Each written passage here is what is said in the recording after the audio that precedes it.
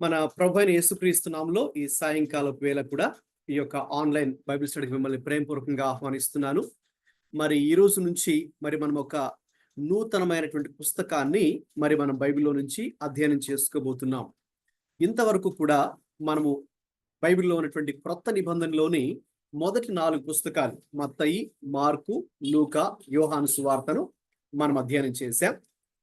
ఇప్పుడు 5వ పుస్తకమైనటువంటి అపోస్తలుల కార్యాల గ్రంథాన్ని మనము ధ్యానం చేసుకోబోతున్నాం. నేను మీకు పంపించినటువంటి ఆ పోస్టర్లో మీరు చూసినట్టయితే ఈ యొక్క ఆన్లైన్ బైబిల్ స్టడీ కింద ఒక 4 పదాలు అక్కడ ఉంటాయి.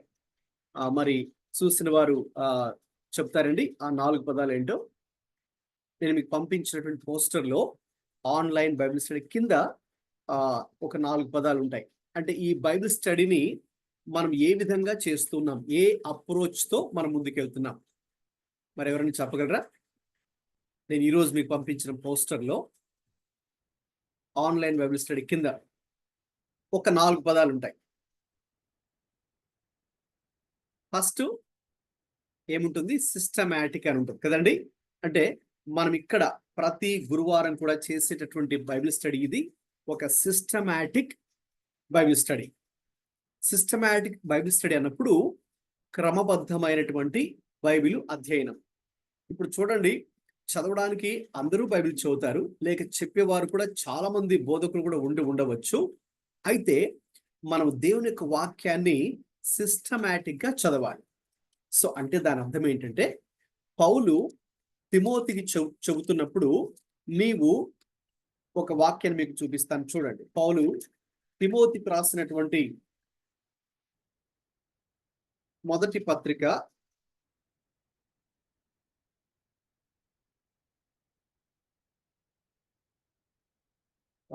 2వ పత్రిక 2వ అధ్యాయము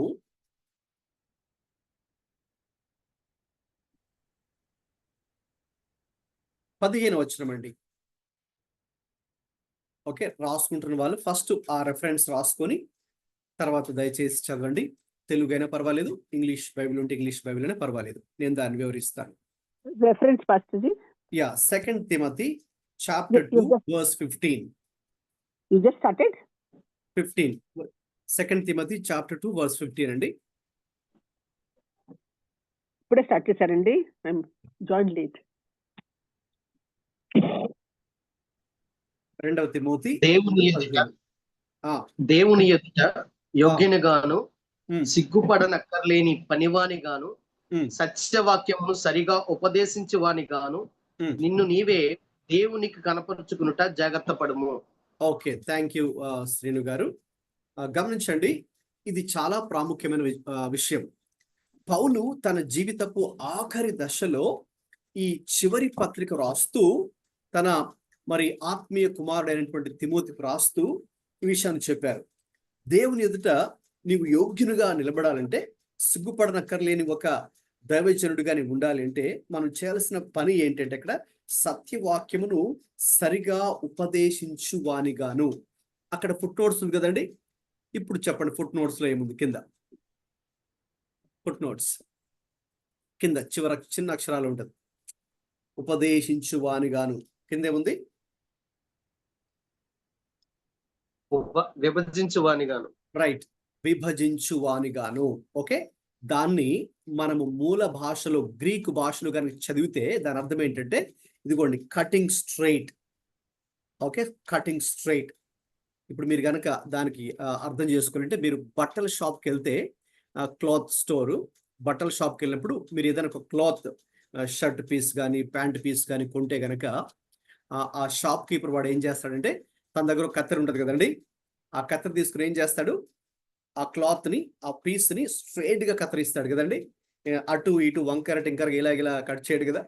ఆ పీస్ని మెజర్మెంట్ చేసిన తర్వాత ఏం చేస్తాడు? స్ట్రైట్గా కట్ చేస్తాడు. ఎగ్జాక్ట్లీ అదే దాని అర్థం. మూల భాషలో పరిశీలిస్తే సత్యవాక్యమును సరిగా ఉపదేశించువానిగాను, కింద ఫుట్ నోట్స్ లో విభజించువానిగాను ఉంది కదండి. అంటే సత్యవాక్యాన్ని సరిగ్గా విభజించాలి, సరిగ్గా అర్థం చేసుకోవాలి, సరిగ్గా 3 స్టెప్స్ ఉంటాయి. Observation, interpretation, application. దేవుని యొక్క వాక్యాన్ని మనము చూసేటప్పుడు, ధ్యానించేటప్పుడు దాన్ని సరైన రీతిలో పరిశీలించాలి. అలాగే దేవుని యొక్క వాక్యాన్ని సరైన రీతిలో మనము దాన్ని వ్యాఖ్యానించాలి. మూడవదిగా దేవుని వాక్యాన్ని సరిగ్గా అన్వయించుకోవాలి.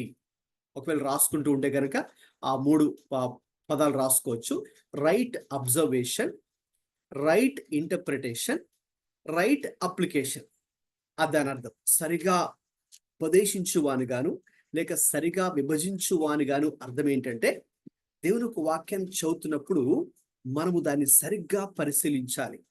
అంటే గ్రంథకర్త, ఇప్పుడు చెప్పండి, ఒక ప్రశ్న అడుగుతాను. ఇది బైబిల్ స్టడీ కాబట్టి కొంచెం ఇంటరాక్టివ్గా ఉండాలి కాబట్టి నేను అక్కడక్కడ కొన్ని ప్రశ్నలు అడుగుతాను. దయచేసి మీరు కూడా రెస్పాండ్ అవ్వాలి.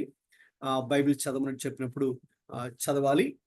చివరిలో కూడా మీ అనుభవాలు పంచుకోవాలి. అంటే ఈ రోజు క్లాస్ ద్వారా మీరు నేర్చుకున్న విషయాలు. సరే, ఒక ప్రశ్న అడుగుతాను, చెప్పాలి. మరి బైబిల్ గ్రంథకర్తలు ఎవరు?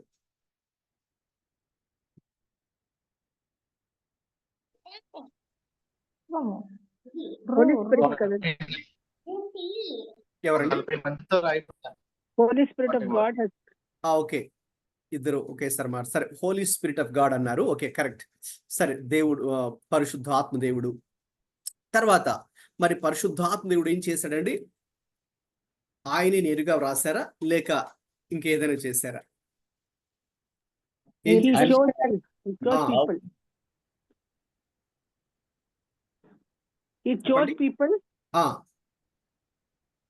ఓకే, కరెక్ట్ అండి. పరిశుద్ధాత్మ దేవుడు ఏం చేశారు? మనుషుల్ని ఉపయోగించుకున్నారు. అందుకే మనకు సుమారు 40 మంది గ్రంథకర్తలు ఉన్నారు. పాత నిబంధనలో 39 పుస్తకాలు రాసిన వారు, అలా క్రొత్త నిబంధనలో మరి 27 పుస్తకాలు రాసిన వారు, మొత్తం 66 పుస్తకాలు రాసినటువంటి గ్రంథకర్తలు సుమారు 40 మంది కంటే పైగా ఉన్నటువంటి వారు ఉన్నారు. మరి దేవుడు ఏం చేశారు? మరి ఆయన ప్రజలకు, మానవాళికి అందించాలనుకున్నటువంటి సందేశాన్ని, వర్తమానాన్ని ఆయన కొంతమందిని ఎంపిక చేసుకొని వారికి ఆ సందేశాన్ని తెలియచేసి, ఆ వర్తమానాన్ని, ఆ విషయాలను తెలియచేసి, ఎక్కడ కూడా చిన్న తప్పు లేకుండా కూడా, అదండి బైబిల్ యొక్క అద్భుతం ఏంటంటే చిన్న తప్పిదం కూడా లేదు.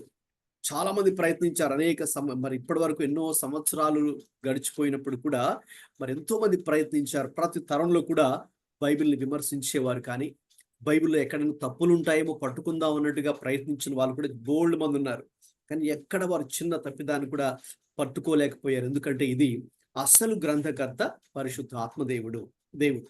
రైట్. మనకు 2వ పేతురు 1వ అధ్యాయము 20-21 వచనాల ద్వారా తెలిసే విషయం ఏంటి అంటే, మరి ప్రవక్తలు మరి తమ సొంతంగా ఏది కూడా చెప్పలేదు, ప్రవచించలేదు, వ్రాయలేదు, కానీ వారు దేవుని ఆత్మ చేత వారు నడిపించబడి వ్రాశారు అని ఇక్కడ 2వ పేతురు 1:20-21లో వ్రాయబడింది. అలాగే మనకి ఇంకొక వాక్యాధారం కూడా చెప్తున్నాను. ఎందుకంటే ఇక్కడ మనం ఏది నమ్మినా ఏది నమ్మకపోయినా అన్నిటికీ కూడా ఏంటి అంటే రండి, వాక్యమే ఆధారము. ఓకే, మర్చిపోకండి.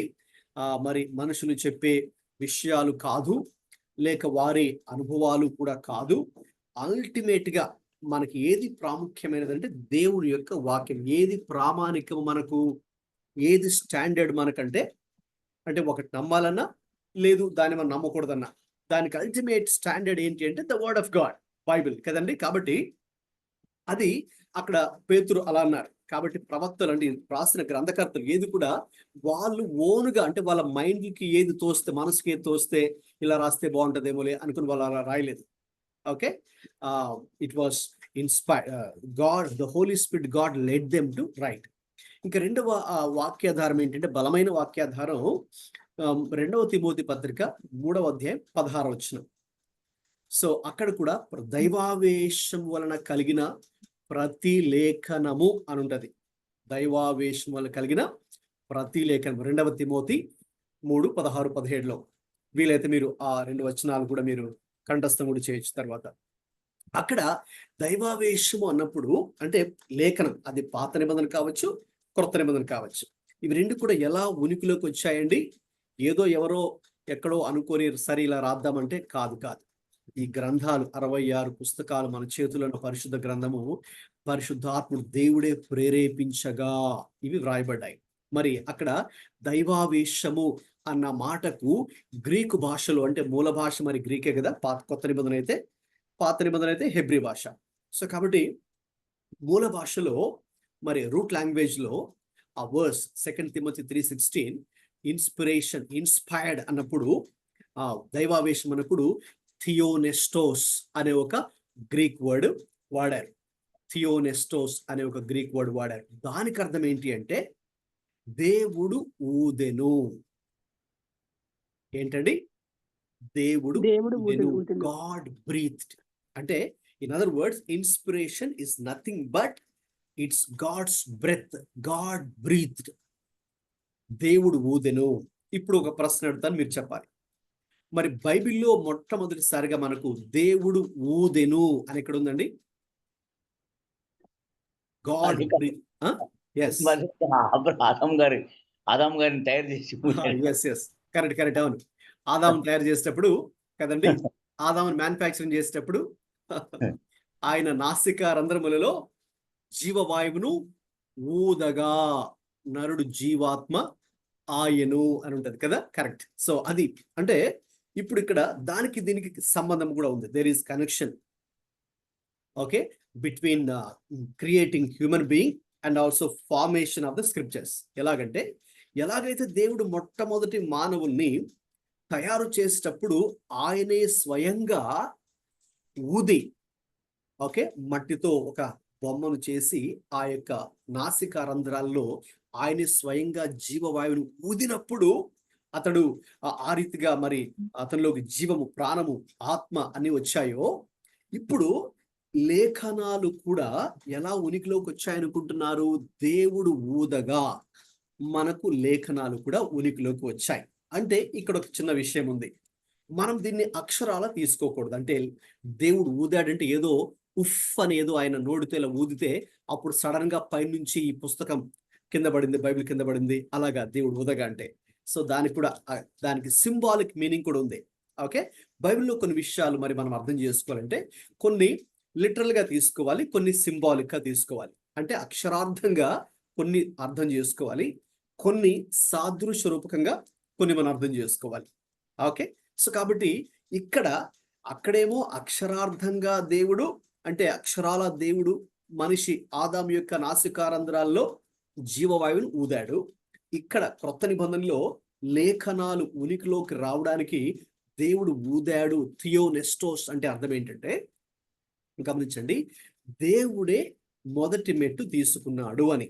అంటే ఈ లేఖనాలు మనకు ఉనికిలోకి రావడానికి, లేక ఈ సుమారు 40 మందిని దేవుడు ఉపయోగించుకొని ఈ లేఖనాలు రాయడానికి ఆయనే మొదటి మెట్టు తీసుకున్నాడు. God himself took the initiative. God himself took the initiative.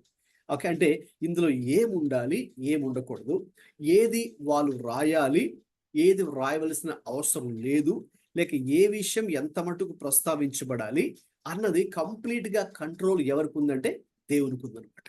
అందుకే దేవుడే God is the ultimate author.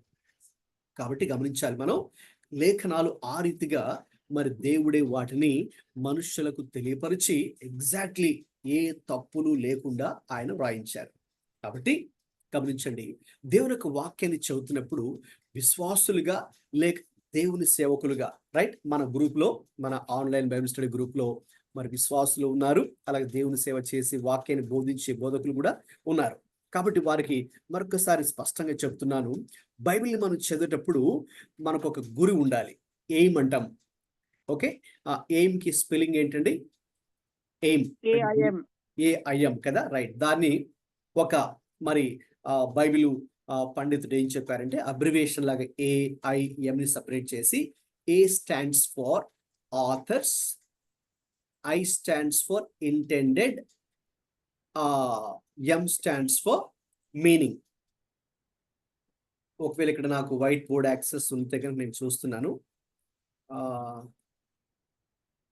Maybe ఇది వచ్చినట్టుంది, మేబీ ఆ నేమ్ ఇక్కడ రాస్తాను. మీకు ఇది అందరికి కనిపిస్తుందండి బోర్డు?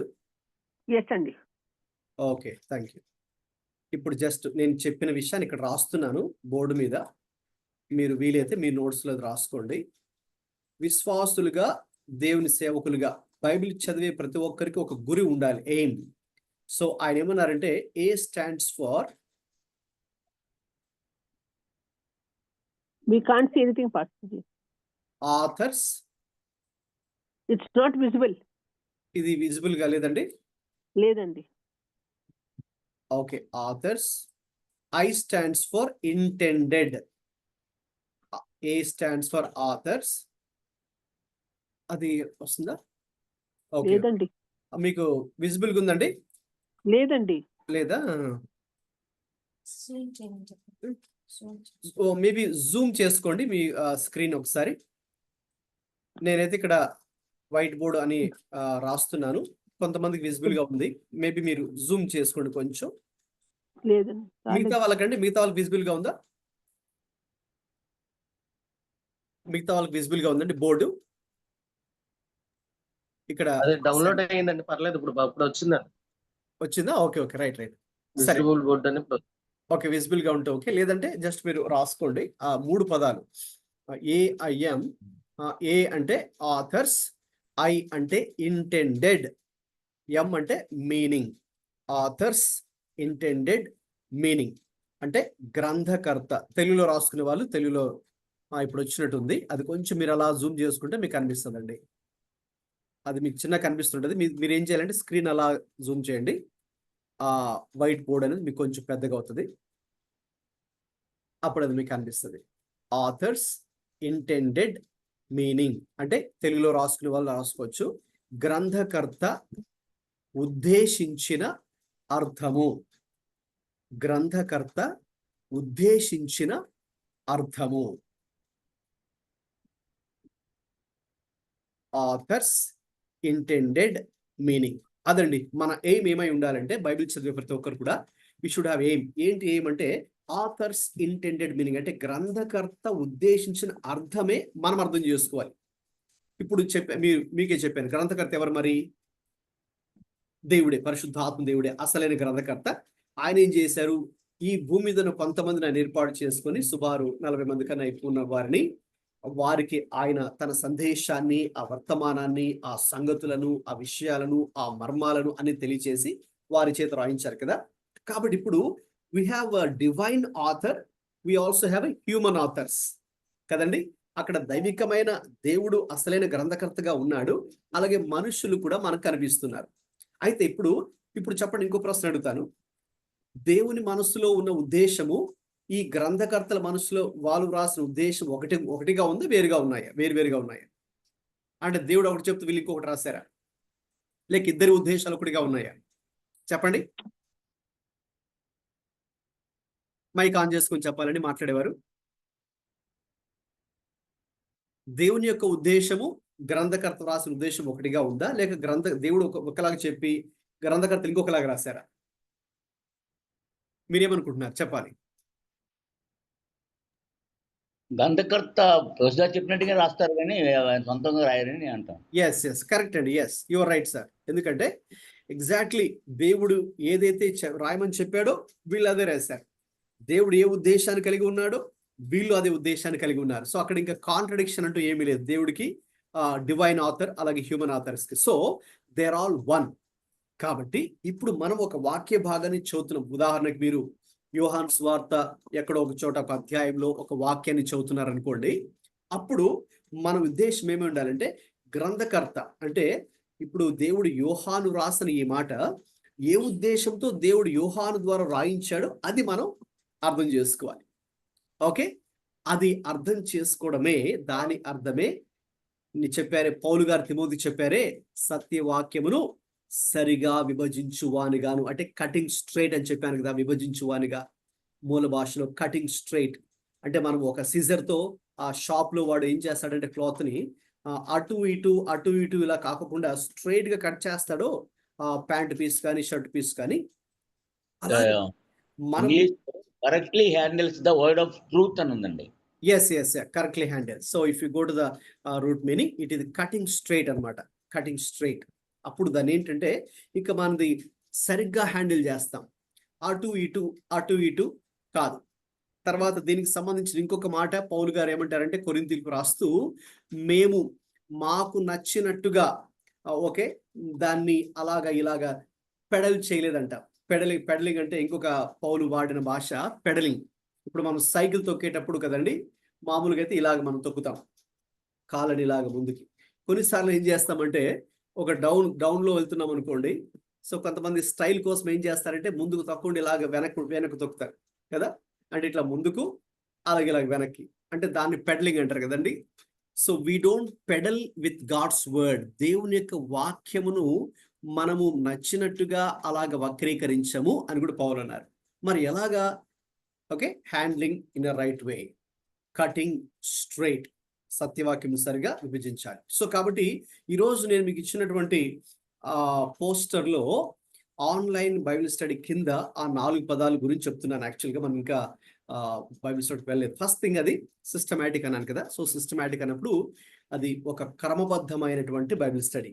అంటే ఎలా పడితే అలాగా, అంటే మనకి ఎలా నచ్చితే అలాగ దాన్ని అర్థం చేసుకోవడం, ఎలా నచ్చితే అలాగ మనం అన్వయించుకోవడం కాకుండా ఆథర్స్ ఇంటెండెడ్ మీనింగ్తో, గ్రంథకర్త ఉద్దేశించినటువంటి అర్థముతోనే మనము కూడా అబ్జర్వేషన్ అయినా, ఇంటర్ప్రిటేషన్ అయినా, అప్లికేషన్ అయినా, ఆ 3 కూడా పరిశీలన, వ్యాఖ్యానించుట లేక అర్థం చేసుకునుట, అలాగే అన్వయించుకునుట, అవన్నీ కూడా గ్రంథకర్త ఉద్దేశించిన ఉద్దేశముతోనే మనము అర్థం చేసుకున్నప్పుడే ఆ Bible study systematic Bible study అవుతుంది, క్రమబద్ధమైనటువంటి వాక్య ధ్యానం అవుతుంది. లేదనుకోండి, ఎవరికి నచ్చినట్టుగా వాళ్ళు అర్థం చేసుకొని, ఎవరికి నచ్చినట్టుగా వాళ్ళు ఇంటర్ప్రిట్ చేసుకుంటూ వెళ్ళిపోతే అందులో మరి అర్థం ఉండదు. ఇంకా చెప్పాలంటే అర్థం కాదు కదా, అపార్థానికి దారితీస్తారు. అందుకే ఈ రోజుల్లో చాలా మంది వాటిని రైట్గా అండర్స్టాండ్ చేసుకోవడం బదులు రాంగ్గా అండర్స్టాండింగ్ చేసుకుంటూ ఉన్నారు. దట్స్ ద డేంజర్, అది ఆ ప్రమాదం. సో అది ఫస్ట్ వర్డ్ సిస్టమాటిక్. సో కాబట్టి ఇక్కడ మనం ఆన్లైన్లో ప్రతి గురువారం ఓకే మనం ఏ అప్రోచ్తో వెళ్తున్నామంటే సిస్టమాటిక్ అప్రోచ్, అంటే rightly dividing the word of God. So the right observation, the right interpretation and also the right application. అలాగే ఆథర్స్ ఇంటెండెడ్ మీనింగ్, గ్రంథకర్త దేవుడు. ఉదాహరణకి ఇక్కడ యోహాను సువార్త కూడా చదువుతున్నామంటే యోహాను ద్వారా దేవుడు ఆ పరిస్థితుల్లో, ఆ సందర్భంలో ఎందుకు ఆ మాట రాయించాడో అది మనము అర్థం చేసుకోవడానికి ప్రయత్నం చేస్తున్నాం. అది సిస్టమాటిక్. దెన్ నేను పంపించిన పోస్టర్లో సెకండ్ వర్డ్ ఏంటంటే ఆన్లైన్ సిస్టమాటిక్ తర్వాత మీరు ఏ వర్డ్ చదివారు? ఇన్ డెప్త్ అనే వర్డ్ మీరు చూస్తుంటారు కదండి. In depth, systematic and in depth. Yes, in depth, correct. So in depth అంటే లోతైనటువంటి విధానంలో కదా, లోతైన విధానం. కాబట్టి మనం వాక్యాన్ని చదువుతున్నప్పుడు వ్యక్తిగతంగా మీరు ధ్యానించిన, లేదు ఇలాగ మనము ఒక గ్రూప్గా ఫామ్ అయి బైబిల్ స్టడీ చేసినా, మరి మనం అది అర్థవంతంగా మీనింగ్ఫుల్గా ఉండాలి అంటే, ఓకే అది మనందరికీ చాలా బ్లెస్సింగ్గా ఉండాలి అంటే మాత్రం మనం ఏదో పైపైన చదివేసి అట్లాగా మనకు తోచినట్లు అర్థం చేసుకుని చెప్పి వెళ్ళిపోయేది కాదండి. రైట్, చాలా మంది ఏంటో ఏదో ఒకటి పైపైన అలాగా పిటకథలు అవి ఇవి చెప్పేసి మరి వెళ్ళిపోతుంటారు కదా. అలా కాదు. ఒక వాక్యాన్ని మనం తీసుకున్నప్పుడు, ఒక వాక్య భాగం, అది ఒక వచనం కావచ్చు, ఒక ప్యాసేజ్, ఒక పారాగ్రాఫ్ కావచ్చు, లేదు ఒక ఎంటైర్ చాప్టర్ కావచ్చు. తీసుకున్నప్పుడు, లేదు ఒక బుక్. ఇప్పుడైతే మన గోల్ ఏంటి? ఈ రోజు నుంచి ఒక బుక్నే స్టడీ చేయబోతున్నాం.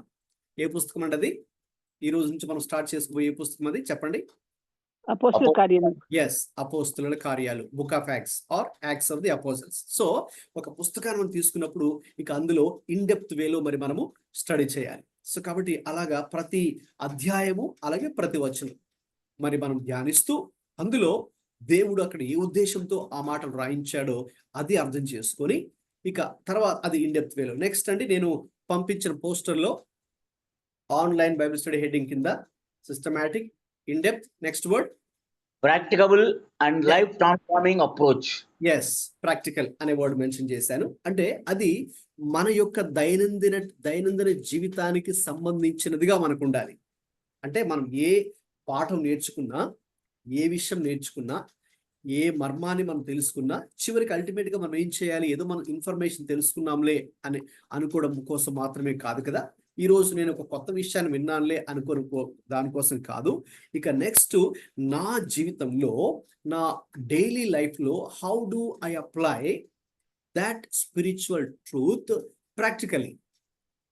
ప్రాక్టికల్గా నేను జీవించేటప్పుడు, ఓకే, అది నా యొక్క కుటుంబంలో కావచ్చు, నా యొక్క పర్సనల్ లైఫ్లో కావచ్చు, మీరు కనుక ఎక్కడైనా వర్క్ చేస్తూ ఉంటే, జాబ్ చేస్తూ ఉంటే, లేక బిజినెస్ చేస్తూ ఉంటే అక్కడ, లేదు మినిస్ట్రీ చేస్తూ ఉంటే అక్కడ, లేదు మనం జీవించే సొసైటీలో మనం నేర్చుకున్నటువంటి స్పిరిచువల్ లెసన్స్ని ఎలాగా ప్రాక్టికల్గా అప్లై చేయాలో అది కూడా మరి మనము నేర్చుకోబోతున్నాం. అది ప్రాక్టికల్. ఇంకా లాస్ట్ వర్డ్ ఏంటంటే మెన్షన్ చేసింది, the fourth word life transforming approach. Yes, life transforming. So అంటే మనం బైబిల్ స్టడీ చేసిన తర్వాత మన గోల్ ఏంటి అంటే లైఫ్ ట్రాన్స్ఫర్మేషన్, అంతే కదండి. Bible is not just meant for information, but it is mainly meant for what? Transformation of life. Bible ఏదో మనకు కేవలం ఒక ఇన్ఫర్మేషన్ ఇవ్వడానికి మాత్రమే ఇక్కడ లేదు కదండి. దేవుడు ఎందుకు ఇచ్చాడు వాక్యాన్ని అంటే, అఫ్ కోర్స్ ఇందులో ఇన్ఫర్మేషన్ అయితే ఉంది, okay, no doubt about that. Okay, I'm also going to give you some information during this apostles Acts of the Apostles study. అయితే అల్టిమేట్ గా దీని ద్వారా ఏం జరగాలి అంటే మన జీవితంలో మార్పు, దైవికమైన మార్పు చోటు చేసుకోవాలి, జరగాలి. లైఫ్ అనేది ట్రాన్స్ఫార్మ్ అవ్వాలి.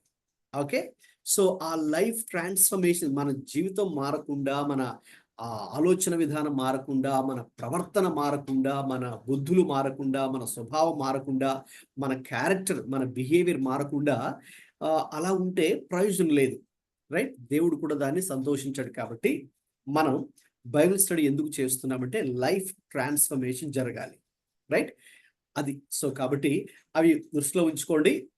జస్ట్ నేను ఈ కొత్తగా మనం ఈ రోజు నుంచి స్టార్ట్ చేసుకోబోతున్నాం కాబట్టి జస్ట్ స్టార్టింగ్లో కొందరు ఒకవేళ ఎవరైనా కొత్తగా ఈ రోజు కనుక జాయిన్ అయి ఉంటే జస్ట్ అవి మీకు తెలియాలని 4 పదాలు మీకు స్టార్టింగ్లో వివరించడం జరిగింది. కాబట్టి it's going to be A systematic, in depth, practical and life transforming Bible study. Okay, right. ఇప్పుడు నేను మీకు ఈ పవర్ పాయింట్ ప్రజెంటేషన్ షేర్ చేస్తున్నాను, దాన్ని మనం ఫాలో అవుదాము.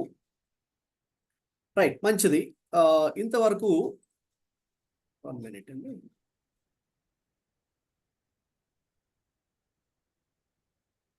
ఇంతవరకు మనం క్రొత్త నిబంధనలోని మొదటి 4 పుస్తకాలు, మొదటి 4 పుస్తకాల పేర్లు చెప్పండి ఒకసారి. Matthew, Mark, Luke and John. Yes, thank you అండి. Matthew, Mark, Luke and John. మత్తయి సువార్త, మార్కు సువార్త, లూకా సువార్త, యోహాను సువార్త. ఆ 4ని మనము అధ్యయనం చేశాం. ఆ 4ని కూడా ఒక సబ్జెక్ట్ కింద, ఒక సబ్జెక్ట్ టైటిల్ మనం ఇచ్చి దాన్ని స్టడీ చేశాం. కాబట్టి నేను ఇచ్చినటువంటి ఆ సబ్జెక్ట్కి ఇచ్చిన టైటిల్ ఏంటండి చెప్పండి, ఇంతకుముందు అటెండ్ అయిన వారు. What is the subject we learned so far? ఆ 4 సువార్తల నుంచి. Life of Jesus Christ. Yes. It is what I do. Okay, కొంచెం గట్టిగా ఇంకొకసారి రిపీట్ చేయవా? 3 డిపార్ట్మెంట్స్ నుంచి, 3 ఆస్పెక్ట్స్ అని చెప్పాను కదా. First the life, Exemplary life of Jesus Christ. Okay, అందులో 3 ఆస్పెక్ట్స్ ఉన్నాయని చెప్పాను కదా. మనం 3గా డివైడ్ చేసి స్టడీ చేశాను. ఫస్ట్ ఏంటి? First aspect like first part the life, second teaching, third ministry. Correct. So the life, teachings, ministry of Jesus Christ. ఈ 4 సువార్తల నుంచి మనం నేర్చుకున్నటువంటి సబ్జెక్ట్ అంశం ఏంటంటే యేసుక్రీస్తు ప్రభు జీవించిన జీవితము. అది ఫస్ట్ డివిజన్ అని చెప్పాను. సెకండ్ది మరి teachings of Jesus Christ. Third division the ministry of Jesus Christ. యేసుక్రీస్తు ప్రభు జీవించిన జీవితము, ఆయన చెప్పిన బోధలు, ఆయన చేసిన పరిచర్య. ఓకే, ఇలాగ మనము మరి గత 60 వారాలుగా, అంటే మోర్ దాన్ ఎ ఇయర్. ఓకే, సో మనం అన్ని కూడా చాలా డీటెయిల్డ్గా, నేను చెప్పినట్టుగా సిస్టమేటిక్గా, ఇన్డెప్త్గా, ఓకే, మనం దీన్ని స్టడీ చేశాం. ఓకే, సో ఇప్పుడు ఆ 4 గాస్పెల్స్ తర్వాత మనకున్నటువంటి నెక్స్ట్ బుక్ ఏంటండి? 4 సువార్తలు. Yes, Acts of the Apostles. The Acts of the Apostles, తెలుగులో అపోస్తుల కార్యములు. అపోస్తుల కార్యములు.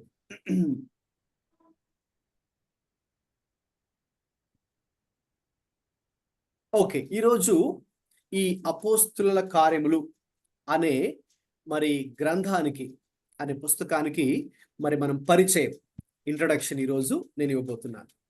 తర్వాత నెక్స్ట్ వీక్ నుంచి మరి every chapter by chapter, verse by verse study మనం చేయబోతున్నాం. సో ఈరోజు introduction to the book of Acts, అపోస్తుల కార్యముల గ్రంథానికి మరి మనము ఒక పరిచయం ఈరోజు మనం చూడబోతున్నాం. రైట్, ఇక్కడ చూడండి, మనం ఇప్పటి వరకు కూడా, అంటే లాస్ట్ క్లాస్ వరకు కూడా బైబిల్లో ఉన్నటువంటి కొత్త నిబంధనలో ఉన్నటువంటి 4 సువార్తలు మరి మనం స్టడీ చేశాం. చాలా మంది ఏమనుకుంటారంటే 4 సువార్తలు స్టడీ చేసిన తర్వాత ఇంకా దట్ ఈస్ ది ఎండ్ అనుకుంటారు.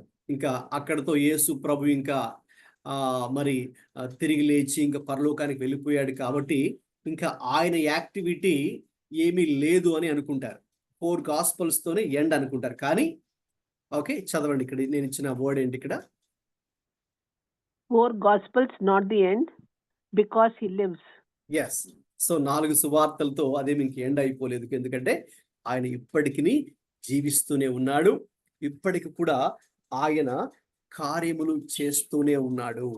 ఇప్పటికి కూడా ఆయన తన కార్యాలను చేస్తూనే ఉన్నాడు. మరి ఏంటి యేసుక్రీస్తు ప్రభు చేస్తున్నటువంటి కార్యాలు అని గనక మనం పరిశీలిస్తే, యేసుక్రీస్తు పునరుత్థానము తర్వాత అలాగే ఆరోహణమైన తర్వాత కూడా ఆయన చేసిన పనులు ఏంటంటే, ఆయన పరిశుద్ధాత్మ ద్వారా మరి శిష్యులకు ఆజ్ఞలు ఇచ్చినట్టుగా మనం చూస్తూ ఉన్నాం.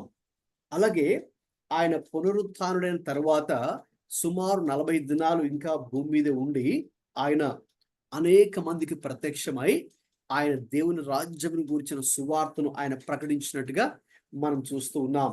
ఇక తర్వాత అపోస్తుల కార్యాల్లో 1వ అధ్యాయం 9వ వచనంలో అపోస్తులు అందరూ చూస్తూ ఉండగా ఆయన ఆరోహణమయ్యాడు. అక్కడ ఆ పిక్చర్ మీకు అక్కడ చూస్తున్నారుగా, యేసు ప్రభు పైకి వెళ్ళిపోవడం, ఆరోహణం కావడం, అసెన్షన్. ఇక తర్వాత అసెన్షన్ అయిన తర్వాత కూడా ఆయన కార్యాలు చేశారా? ఎస్, ఆయన he was actively involved.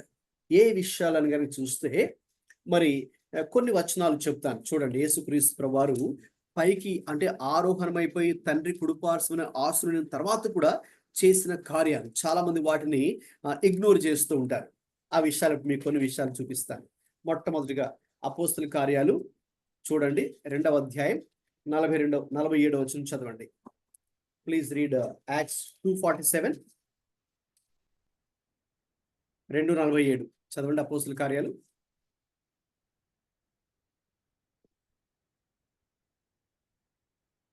And praising God and having favor with all the people, and the Lord added to their number day by day those who were sent. అవును, ప్రభువు రక్షణ పొందుచున్న వారిని అనుదినము వారితో చేర్చుచుండెను అనుంది. ఇది ఎప్పుడు జరిగిన కార్యము? ప్రభు ఆల్రెడీ పరలోకానికి ఆరోహణమైపోయి తండ్రి కుడిపార్శ్వన ఆసీనుడైన తర్వాత చోటు చేసుకున్న సంఘటన. సో కాబట్టి యేసుప్రభు పరలోకానికి వెళ్ళిన తర్వాత ఇంకా ఆయన పని అయిపోయింది అని అనుకోవడానికి లేదు. He was still actively involved in the lives of his people. Okay, రక్షణ పొందుచున్న వారిని అనుదినము ఆయనే సంఘంలోకి చేరుస్తున్నాడు. కాబట్టి చూడండి, మనల్ని దేవుడు సాధనాలుగా ఉపయోగించుకుంటున్నాడు. అయితే తెర వెనుక ఉండి కార్యం చేసేది మాత్రము ప్రభువే. మనము మరి ఒకరికి సువార్త చెబుతాం, లేదంటే వారి కోసం ప్రార్థన చేస్తాం, ఎవరైనా ఇబ్బందుల్లో ఉంటే, అవసరాల్లో ఉంటే, అనారోగ్యాల్లో ఉంటే, లేదు మరి చర్చికి రమ్మని ఆహ్వానిస్తాం. ఓకే, లేదు ఇంకా మనం ఏదైనా మనం తోచిన సహాయము మరి మనము వాళ్ళ కష్టాల్లో ఉంటే, అవసరాలను చూసి మనం చేస్తాం కదండి. అయితే ఇవన్నీ మనం చేస్తూ ఉన్నప్పుడు కూడా అల్టిమేట్గా మరి వారి హృదయాలను మార్చాలన్నా, వారి జీవితాలను మార్చాలన్నా, వారిలో ఒక విధమైనటువంటి ఒప్పుకోలు, కన్విక్షన్ రావాలన్నా కూడా మరి ఖచ్చితంగా దేవుడు కార్యం చేస్తేనే, ఓకే, దేవుడు వారి హృదయాన్ని మారిస్తేనే వారు మారుతారు. సో కాబట్టి దాని అర్థం ఏంటంటే ప్రభు ఇంకా ఆయన కార్యం చేస్తూనే ఉన్నాడు. ఓకే, ఇక తర్వాత మనం చూస్తున్నప్పుడు 9వ అధ్యాయము 3వ వచనం చదవండి. సేమ్ యాక్ట్స్ లోనే 9:3.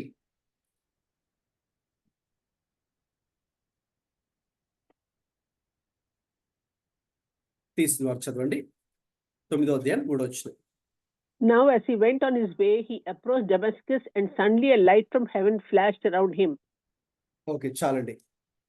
దమస్కు మార్గమున యేసు పౌలునకు ప్రత్యక్షమయ్యాడు. చూసారా, ఒక విధంగా ప్రభు పరలోకానికి ఎక్కి వెళ్ళిపోయిన తర్వాత కూడా ఇంకా ఆయన భూమి మీద ఆయన చేసే కార్యాలు ఏ రీతిగా ఉన్నాయో కొన్ని మీకు ప్రారంభంలో వివరిస్తున్నాను. అందులో ఒకటి ఏంటంటే, మరి దమస్కు మార్గమున మరి పౌలుకి ఏ రీతిగా ప్రభువే ప్రత్యక్షమయ్యాడు. రాబోయే రోజుల్లో మనము chapter by chapter, verse by verse study చేస్తాం కాబట్టి ఆ చాప్టర్ 9కి వచ్చినప్పుడు ఇంకా డీటెయిల్డ్గా ఆ టెక్స్ట్ని, ఆ వాక్య భాగాన్ని నేను మీకు వివరిస్తాను. ప్రస్తుతానికి నేను చెప్తున్న విషయం ఏంటంటే, ఇక్కడ యేసయ్య పరలోకానికి ఎక్కి వెళ్ళిన తర్వాత కూడా ఆరోహణ అనంతరము కూడా ఆయన కార్యాలు చేశాడు. ఆయన యొక్క యాక్టివిటీ, ఆయన పని లేక పరిచర్య ఆగిపోలేదు. కాబట్టి ఇందులోనే 9వ అధ్యాయంలో 5వ వచనంలోనే మనం చూస్తే పౌలుతో మాట్లాడుతున్నప్పుడు, నీవు హింసించుచున్న యేసును నేనే అని ఆయన చెప్పారు. కాబట్టి అక్కడ మరి సంఘాన్ని హింసిస్తున్నాడు కాబట్టి యేసయ్యను హింసిస్తున్నట్టే అని ప్రభు చెప్పారు. ఇంకా అలాగే అదే అధ్యాయంలో మళ్ళీ ప్రభు ఏం చేశారండి, దమస్కులో ఉన్నటువంటి అననీయ అనే వ్యక్తితో కూడా మళ్ళీ ప్రభువే మాట్లాడారు. ఎవరి గురించి చెప్పారు? ఈ సౌలు, పౌలుగా మరి మారినటువంటి సౌలు గురించి ప్రభువే మళ్ళీ అననీయత కూడా చెప్పారు. ఇక తర్వాత 10వ అధ్యాయము 33లో కానీ చూస్తే, కైసరీలో ప్రభువే అందరినీ ఆజ్ఞాపించువాడుగా ఆయన ఉన్నారు. అలాగే 11వ అధ్యాయంలో 21వ వచనం చూస్తే, ప్రభు హస్తం వారికి తోడై ఉండేది గనుక నమ్మిన వారు అనేకులు ప్రభు తట్టు తిరిగిరి. Acts 11:21. కాబట్టి ప్రభు హస్తం వారికి తోడై ఉండెను అనుంది అక్కడ. So God's hand was with them. దేవుడు ఇంకా చాలా మంది ఏమనుకుంటారంటే, ఇంకా ఆయన పరలోకానికి ఎక్కి వెళ్ళిపోయాడు, ఆరోహణం అయిపోయాడు, ఇంకా ఆయన పని ఇక్కడ ఏమీ లేదు, ఆయన ఇక్కడ యాక్టివ్గా లేడు అని బహుశా ఆ రోజుల్లో కూడా కొంతమంది అనుకుని ఉండవచ్చేమో. అంటే ఆ జనరేషన్లో ఉన్నటువంటి వారు. అందుకే దేవుడు అనేక సందర్భాల్లో వారికి కన్ఫర్మేషన్ ఇస్తూ ఇలా చేశారు. అలాగే 12వ అధ్యాయం 11లో కూడా మనం చూస్తాం, ప్రభు తన దూతను పంపి హేరోదు చేతిలో నుండి పేతురుని తప్పించాడు. చాప్టర్ 12:11 అక్కడ కూడా తన దూతనే, ఏంజల్ని దేవుడు పంపించి మరి హేరోదు లేదంటే ఆ మరుసటి రోజు మరి పేతుర్ని చంపాలనే ప్రణాళిక హేరోదు వేసుకుని ఉన్నాడు. మరి ప్రభు తన దూతను పంపి హేరోదు చేతుల నుంచి పేతుర్ని తప్పించాడు. ఇంకా అలాగే 12లో అదే అధ్యాయంలో 17వ వచనం, ప్రభువే పేతుర్ని చెరసాల నుండి తప్పించాడు.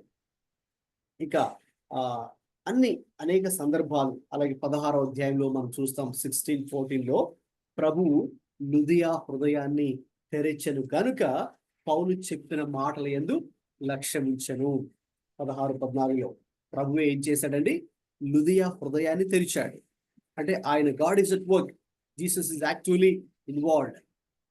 ఓకే, తర్వాత 18వ అధ్యాయం 9లో, యాక్ట్స్ 18:9 అక్కడ ప్రభు రాత్రివేళ దర్శనమందు పౌలుతో మాట్లాడెను. ప్రభువు రాత్రివేళ దర్శనమందు పౌలుతో మాట్లాడెను.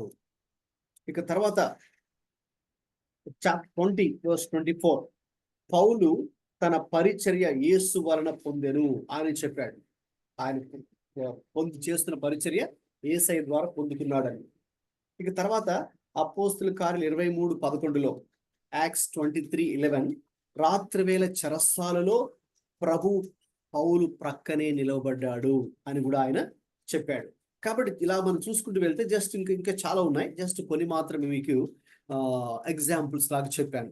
అపోస్తుల కార్యాల్లో అంటే యేసయ్య పరలోకానికి ఎక్కి వెళ్ళిపోయిన తర్వాత కూడా, ఆరోహణం అయిపోయిన తర్వాత కూడా ఏ రీతిగా ఆయన యొక్క పరిచర్య, ఆయన చేస్తున్నటువంటి కార్యాలు, ఆయన చేసినటువంటి అద్భుతాలు, ఆయన చేసినటువంటి మహత్కార్యాలు, ఆయన చేసినటువంటి సూచక్రియలు ఏ రీతిగా మరి ఉన్నాయో మనం చాలా స్పష్టంగా చూడగలము. అందుకే నేను ఏమన్నాను ఇక్కడ, 4 Gospels not the end, because he lives. ఆయన ఇంకను సజీవుడై ఉన్నారు కాబట్టి, ఇంకా ఆ సజీవుడైన దేవుడు సంఘములో, సమాజములో, ప్రపంచములో ఆయన తన కార్యాలను చేస్తూ ఉన్నాడు. అది మరి మనం మొదటగా గమనిద్దాం. ఇది అపోస్తలుల కార్యాలు గనక మనం ఒకసారి పరిశీలిస్తే, నేను చెప్పినట్టుగా ఈరోజు మరి నేను మీకు ఉపోద్ఘాతపు వివరాలు అంటే ఇంట్రడక్టరీ డీటెయిల్స్, ఇంట్రడక్షన్ మాత్రం ఈ రోజు నేను చెప్తాను. అంటే జస్ట్ పరిచయం చేస్తాను ఈ యొక్క అపోస్తలుల కార్యాల గ్రంథాన్ని. మరి ఎవరు వ్రాశారు, ఎప్పుడు వ్రాశారు, ఎందుకు రాశారు, మరి ఇందులో ఉన్నటువంటి ముఖ్య ఉద్దేశం ఏంటి, ఇందులో ఉన్నటువంటి మూల వచనం లేక మూల వచనాలు ఏంటి, కీ వర్సెస్ ఏంటి, అలాగే ఈ గ్రంథపు యొక్క విభజన ఏంటి, the outline of the book, అలాగే ఇందులో మరి మనం నేర్చుకునేటటువంటి ప్రాముఖ్యమైనటువంటి అంశాలు, the main spiritual lessons or spiritual themes ఏవైతే ఉన్నాయో వాటిని ఈరోజు మీ అందరికి కూడా పరిచయం చేస్తాను. ఓకే, సో మొట్టమొదటిగా మరి మనం ఏ పుస్తకాన్ని తీసుకున్న బైబిల్లో మరి మొట్టమొదటిగా తెలుసుకోవాల్సిన విషయం ఏంటంటే గ్రంథకర్త, author. Who is the author? ఇక్కడ మీరు చూస్తున్నట్టుగా ఆథర్ ఈస్ లూక్. మరి గ్రీకు భాష తెలిసినటువంటి వైద్యుడిగా ఉన్నటువంటి లూకా ఈ యొక్క పుస్తకాన్ని రాశారు. వాస్తవంగా మరి మనకు కొత్త నిబంధనలో లూకా 2 పుస్తకాలు రాశారు. ఒకటి మనందరికి తెలిసినటువంటి లూకా సువార్త ఒకటి, అలాగే అపోస్తలుల కార్యాల గ్రంథము ఇంకొకటి. ఓకే, సో లూకా సువార్తలో మరి వాస్తవంగా చెప్పాలంటే ఆయన వృత్తి ఏమని వృత్తి అని చెప్పానండి? బై ప్రొఫెషన్ హూ ఈజ్ ఈ doctor, physical medical doctor, physician. అయితే వృత్తిపరంగా ఆ వైద్యుడే, కానీ దేవుడు అతనికి ఇచ్చిన వ్యక్తిగత తలాంతు ఏంటంటే ఈజ్ ఎ హిస్టారియన్ ఆల్సో. అతడు ఒక చరిత్రకారుడు. చరిత్రకారుడు అన్నప్పుడు వాళ్ళు చేసే పని ఏంటంటే గతంలో జరిగినటువంటి సంభవాలను, సంఘటనలను ఏ ఒక్కటి విడవకుండా క్రమమైన రీతిలో, సిస్టమాటిక్ వేలో వ్రాస్తూ సరైన రీతిలో విశ్లేషించేవారు. ఓకే, ఆ పాస్ట్ ఇన్సిడెంట్స్ ని కోట్ చేస్తూ వాటిని రైట్ ఇంటర్ప్రిటేషన్ ఇస్తూ మరి ప్రజలకు తెలియజేసేవారు. హిస్టోరియన్స్, చరిత్రకారుల పని అదే. గతంలో జరిగిన సంభవాలు ఏదో కేవలం వ్రాయడం మాత్రమే కాదు, వాటిని రైట్ వేలో మరి ఏంటి ఇంటర్ప్రిట్ చేయడం, విశ్లేషించడం. ఇప్పుడు కొంతమంది చూడండి, కొంతమంది విశ్లేషకులు ఉంటారు. ఓకే, పొలిటికల్ అనాలిసిస్ టీవీలో వచ్చే ప్రోగ్రామ్స్ లో రాజకీయ విశ్లేషకులు అని అంటారు. సో వాళ్ళు ఏం చేస్తారంటే రాజకీయాలు ఏమైతే జరుగుతున్నాయో వాటిని విశ్లేషిస్తారు. అంటే కొన్ని విషయాలు వాళ్ళు స్టడీ చేసి, అధ్యయనం చేసి విశ్లేషకులు అంటారు వాళ్ళు కదండి. అలాగా ఈయన ఒక హిస్టారియన్. సో కాబట్టి ఈయన ఏం చేశారంటే 2 ప్రాముఖ్యమైన సంగతులను దేవుడు తనకు ఇచ్చినటువంటి ఆ యొక్క తలాంతు ద్వారా మరి విశ్లేషించారు. లూకా సువార్తలోనేమో యేసుక్రీస్తు జీవిత చరిత్ర రాసుకునే వాళ్ళు జస్ట్ అలా అక్కడక్కడ పాయింట్స్ లాగా రాసుకోవచ్చు. లూకా సువార్తలో ఏ చరిత్ర చెప్పారు ఆయన? What sort of history do we read in Luke's gospel? History about the life of Jesus. యేసుక్రీస్తు జీవిత చరిత్ర ఎక్కడుంది? లూకా సువార్తలో ఉంది. మరి అపోస్తలుల కార్యాలు ఏ హిస్టరీ ఉంది, ఏ చరిత్ర రాశాడు ఆయన? The history of the church, సంఘ చరిత్రను ఇక్కడ రాశారు. చూసారా? సో దేవుడు తనకిచ్చిన వ్యక్తిగత తలాంతు, ఆ చరిత్రకారుడిగా ఉన్నటువంటి ఆ యొక్క ఆధిక్యత, ఆ లూకా సువార్త రాసేటప్పుడేమో యేసుక్రీస్తు జీవితంలో, అందుకే ఆయన ఏది కూడా ఆల్మోస్ట్ ప్రాముఖ్యమైన సంఘటనలు మిస్ చేయకుండా అన్ని ఒక క్రమమైన రీతిలో, ఏది మిస్ చేయకుండా, ఏది కూడా వదిలిపెట్టకుండా, విడిచిపెట్టకుండా, అలాగే దానిని సరైన రీతిలో విశ్లేషిస్తూ with the right interpretation, okay, with the right explanation, okay, he spoke about the gospel, the history about Jesus Christ. యేసుక్రీస్తు ప్రభు జీవిత చరిత్రను లూకా సువార్తలో చెప్పారు. మరి అది చాలా ప్రాముఖ్యం. తర్వాత ఆయన అపోస్తలుల కార్యాలు రాసేటప్పుడు అసలు మరి ఏ రీతిగా సంఘము, the church, the birth of the church or the beginning of the church, సంఘము ఈ భూమి మీద ఏ రీతిగా ఆవిర్భవించింది, ఏ రీతిగా పుట్టింది, అనే అంశాన్ని కూడా చాలా స్పష్టంగా క్లియర్గా సిస్టమేటిక్గా క్లియర్గా with right analysis or interpretation ఆయన మాట్లాడారు. కాబట్టి గమనించండి, దేవుడు అందుకే మనకు దేవుడు ఏ తలాంత్ ఇచ్చినా అది వ్యర్థంగా పోదు.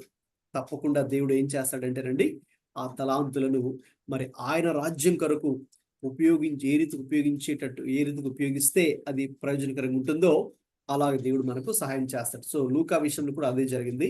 ఆయన చరిత్రకారుడిగా ఉన్నప్పుడు మరి ఆయన యేసుక్రీస్తు జీవిత చరిత్రను లూకా సువార్త రాయడం ద్వారా తెలియజేశారు. అలాగే మరి సంఘ చరిత్రను అపోస్తలుల కార్యాలు రాయడం ద్వారా కూడా ఆయన తెలియచేయడం జరిగింది. అలాగే మనం కనుక చూస్తే ఒకసారి లూకా సువార్త 1వ అధ్యాయము 1వ వచనం చదవండి.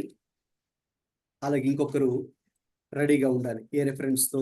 అపోస్తలుల కార్యాలు 1వ అధ్యాయం 1వ వచనం. ఓకే, గ్రూప్ లో ఉన్నవారు మొదట లూకా 1:1 చదవండి. ఇంకొకరు అపోస్తలుల కార్యాలు 1:1 చదవండి. ఘనత వహించిన తెయోఫిలా, ఆరంభం నుండి కనులారా చూచి వాక్య సేవకులైన వారు మనకు అప్పగించిన ప్రకారము మన మధ్యన నెరవేరిన కార్యములను గురించి వివరంగా రాయుటకు అనేకులు పూనుకొని ఉన్నారు కనుక నీకు ఉపదేశింపబడిన సంగతులు నిశ్చయంగా జరిగినవని నీవు తెలుసుకునేందుకు వాటన్నిటిని మొదటి నుండి తెరచి పరిష్కారంగా తెలుసుకొని ఉన్న నేను నీ పేరిట వాటిని గురించి వరుసగా రచించుట యుక్తమని యోచించింది. ఓకే, చాలు. సో ఇక్కడ మీరు ఒక పేరు చూశారు, అదేంటంటే Theophilus, the lover of God అనే దానికి గ్రీక్ భాషలో అర్థం. అయితే ఇది ఒక ఆ యొక్క Roman official higher ranking officer యొక్క పేరు థియోఫిలా. సో వాస్తవంగా లూకా ఆయన అన్యుల్ని దృష్టిలో పెట్టుకొని వ్రాస్తున్నాడు కాబట్టి రోమన్స్ ఆ యొక్క హై ర్యాంకింగ్ ఆఫీసర్ థియోఫిలా అనే వ్యక్తికి ఇది ఆయన రాస్తూ యేసుక్రీస్తు ప్రభు యొక్క జీవిత చరిత్రను మరి అన్యులు సైతం, అంటే దేవుని ఎరగని వాళ్ళు, అన్యులు, జంటైల్స్, పేగన్స్ అని పిలుస్తాం కదా, సో వారు కూడా ఏ రీతిగా అర్థం చేసుకోగలరో ఆ రీతిగా తను సువార్తను రాశారు. ఓకే, తర్వాత ఇప్పుడు దాన్ని మనం దీంతో పోల్చి కంపేర్ చేసి చూద్దాం. యాక్ట్స్ 1:1 చదవండి. అపోస్తలుల కార్యాలు 1:1. In the first book, O Theophilus,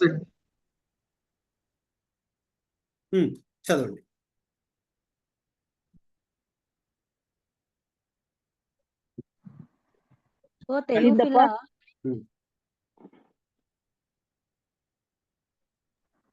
ఓ తెయోఫిలా, యేసు తాను ఏర్పరచుకొనిన అపోస్తలులకు పరిశుద్ధాత్మ ద్వారా ఆజ్ఞాపించిన తరువాత ఆయన పరమునకు చేర్చుకొనబడిన దినము వరకు ఆయన చేయుటకును బోధించుటకును ఆరంభించిన వాటన్నింటిని గూర్చి నా మొదటి గ్రంథమును రచించితిని. ఓకే, చాలండి. గమనించండి, ఇక్కడ కూడా మీరు అదే పేరు చూస్తారు కదా, ఇక్కడ కూడా థియోఫిలా అనే పేరు మీరు ఇక్కడ చూస్తూ ఉన్నారు. సో కాబట్టి నేను యేసు తాను ఏర్పరచుకొనిన అపోస్తలులకును పరిశుద్ధాత్మ ద్వారా ఆజ్ఞాపించిన తరువాత ఆయన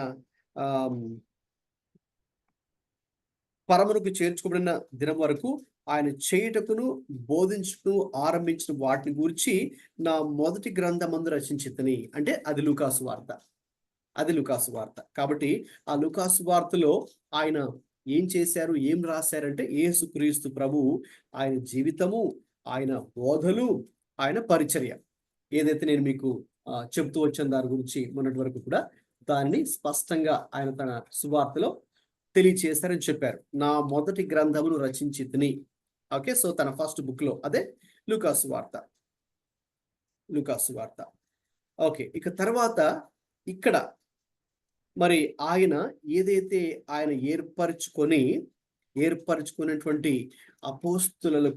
అపోస్తుల ద్వారా ఏ కార్యాలు అయితే ఆయన చేయబోతూ ఉన్నారో మరి వాటిని తెలియచేయడానికి ఈ యొక్క పుస్తకాన్ని నేను ఇప్పుడు రాస్తున్నాను అని ఆయన చెప్తున్నారు. అపోస్తుల ద్వారా ఏ కార్యాలైతే దేవుడు చేయడానికి సిద్ధంగా ఉన్నారో వాటిని ఇప్పుడు నేను మీకు రాస్తూ ఉన్నాను అని ఆయన చెప్పారు. సో కాబట్టి ఇది లూకా, గ్రంథకర్త లూకా ఇవి రెండింటిని కూడా ఆయన రాశాడు. సో దీన్ని కూడా ఆయనకే ఒక విధంగా అడ్రస్ చేస్తూ ఉన్నారు. సో ఆ యొక్క Roman high ranking officer. Okay, of course not only for him, it's written for everyone. Okay, so ఇప్పుడు మనం దాన్ని గమనించినప్పుడు చూడండి, he is so keen. Okay, ఆయన చాలా ఒక ప్రత్యేకమైన దృష్టి పెట్టి యేసుక్రీస్తు జీవిత చరిత్రను లూకాసు వార్తలు తెలియజేశారు. సేమ్ టైం ఇప్పుడు the history of the church, సంఘ చరిత్ర, సంఘం. ఎందుకంటే ఈ సంఘం ఎవరి ద్వారా ప్రారంభించబడింది? యేసుక్రీస్తు ద్వారా, తర్వాత అపోస్తలులు. ఓకే, వారిని కూడా పరిశుద్ధాత్మ ద్వారా దేవుడు వారి ద్వారా చేసిన కార్యాలు ఓకే మీరు తెలుసుకోవాలి అనే ఉద్దేశంతో ఆయన వాటిని ఇక్కడ రాస్తూ ఉన్నారు. కాబట్టి గ్రంథకర్త అయినటువంటి లూకా మరి మనకి 2 పుస్తకాలు రాశారు. అలాగే మన బైబిల్లో ఇంకా ఆయన గురించి ఏమని చదువుతామంటే, మరి మా పౌలు రాసిన పత్రికల్లో ఉదాహరణకు కొలస్సె పత్రిక 4:14, ఫిలిమోను 1:24, 2 తిమోతి 4:11లో పౌలు సహచరుడుగా ఇతని పేరు అక్కడ రాయబడింది. Like he was a Paul's colleague. పౌలుతో కలిసి ఆయన కూడా సేవ చేశాడు.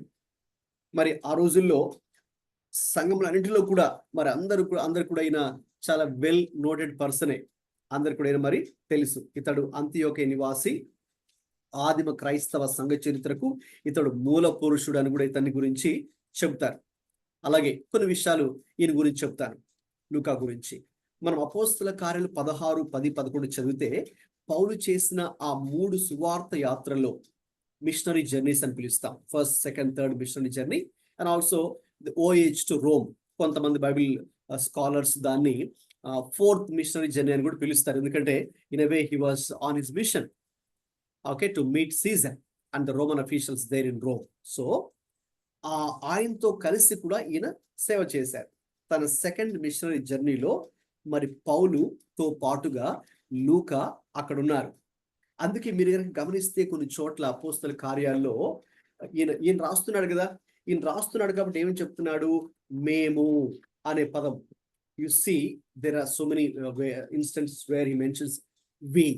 ఓకే, ఉదాహరణకి జస్ట్ మీకు 1 or 2 ఎగ్జాంపుల్స్ చెప్తాను. ఎవరైనా రీడ్ యాక్ట్స్ 16:10, 16:10 చదవండి. అపోస్తల కార్యాలు 16:10.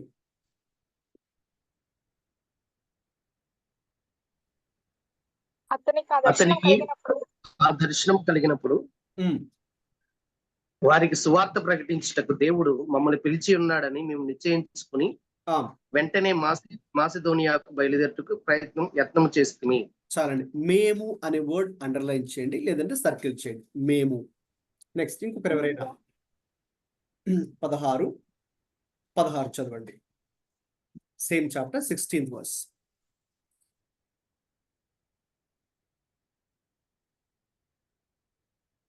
16.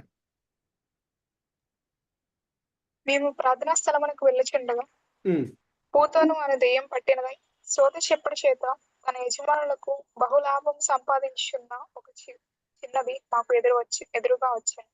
ఓకే, అక్కడ కూడా మేము అనే పదాన్ని అండర్లైన్ చేయండి, లేదంటే సర్కిల్ చేయండి. నెక్స్ట్ చాప్టర్ 20 verse 6, 20వ అధ్యాయము 6వ వచనం.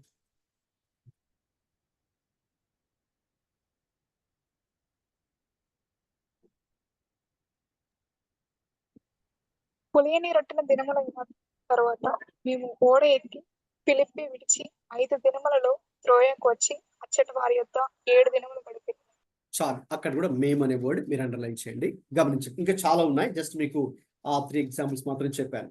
సో అలాగా చాలా చోట్ల మేము అనే పదం ఉంది. అంటే ఆయన రాస్తున్నాడు కాబట్టి ఎక్కడెక్కడైతే పౌలుతో కలిసి ఆయన పరిచయ నిమిత్తం వెళ్ళారో అక్కడ మేము అనే వర్డ్ రాశారు. సో కాబట్టి that becomes very easy for us to understand that Luke is the author of the book of Acts. అపోస్తల కార్యాల గ్రంథానికి మరి ఆయన గ్రంథకర్త అని చెప్పడానికి అది మనకు మంచి ఆధారమై ఉంది. ఇంకా తర్వాత ఇంకొక ముఖ్యమైన విషయం ఏంటంటే, ఇంకా పౌలు చివరిసారిగా ఖైదులో ఉన్నప్పుడు, అంటే ప్రిజన్లో రోమ్లో ఆయన ఉన్నాడు. వాస్తవం చెప్పాలంటే ఒకసారి ఆయన్ని జైల్లో పెట్టి మళ్ళీ రిలీజ్ చేశారు. మళ్ళీ సెకండ్ టైం కూడా మళ్ళీ అతను అరెస్ట్ చేసి ఇంకా తర్వాత మరి నీరో చక్రవర్తి కాలంలో శిరఛేదనం చేసి చంపబడ్డాడు పౌలు గారు. సో ఆయన ఆ రోమన్ ప్రిజన్ లో ఉన్నప్పుడు, రోమ్ ఖైదులో ఉన్నప్పుడు లూకా ఆయనతో కూడా ఉన్నారంట. ఓకే, ఒకసారి 2 తిమోతి 1:4 చదవండి. 2 Timothy 1:4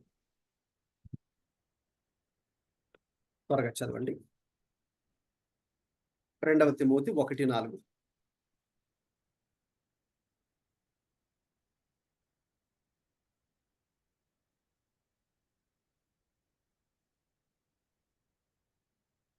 I'm Hmm.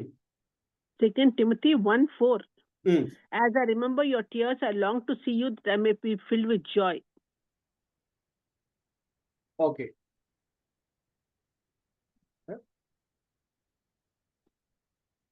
2 Timothy 1:4. Yeah చదవండి. చదివారా? ఫుల్ వర్డ్ చదవండి. Full verse I read, Pastor Ji. చదివారు As కదా? I remember your tears, I long to see you that I may be filled with joy.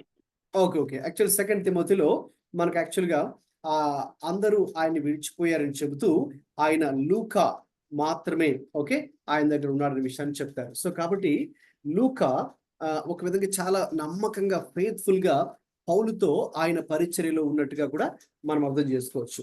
Okay right. So కాబట్టి చాలా నమ్మకమైనటువంటి పరిచారకుడిగా ఆయన దేవుని యొక్క పరిచర్య చేసిన వ్యక్తిగా మనం చూస్తూ ఉన్నాం. సో అది జస్ట్ మరి మనం కొంత బ్యాక్గ్రౌండ్ అబౌట్ లూకా గురించి మనం కొన్ని విషయాలు తెలుసుకోవాలి. కాబట్టి ఈ గ్రంథకర్త ఆయనే కాబట్టి లూకా. తర్వాత ఆయన కూడా ఇందులో ఇన్వాల్వ్ అయి ఉన్నాడు. మినిస్ట్రీలో పౌలుతో కలిసి కూడా సేవ చేశారు కాబట్టి we should know little bit some things about him. ఓకేనండి.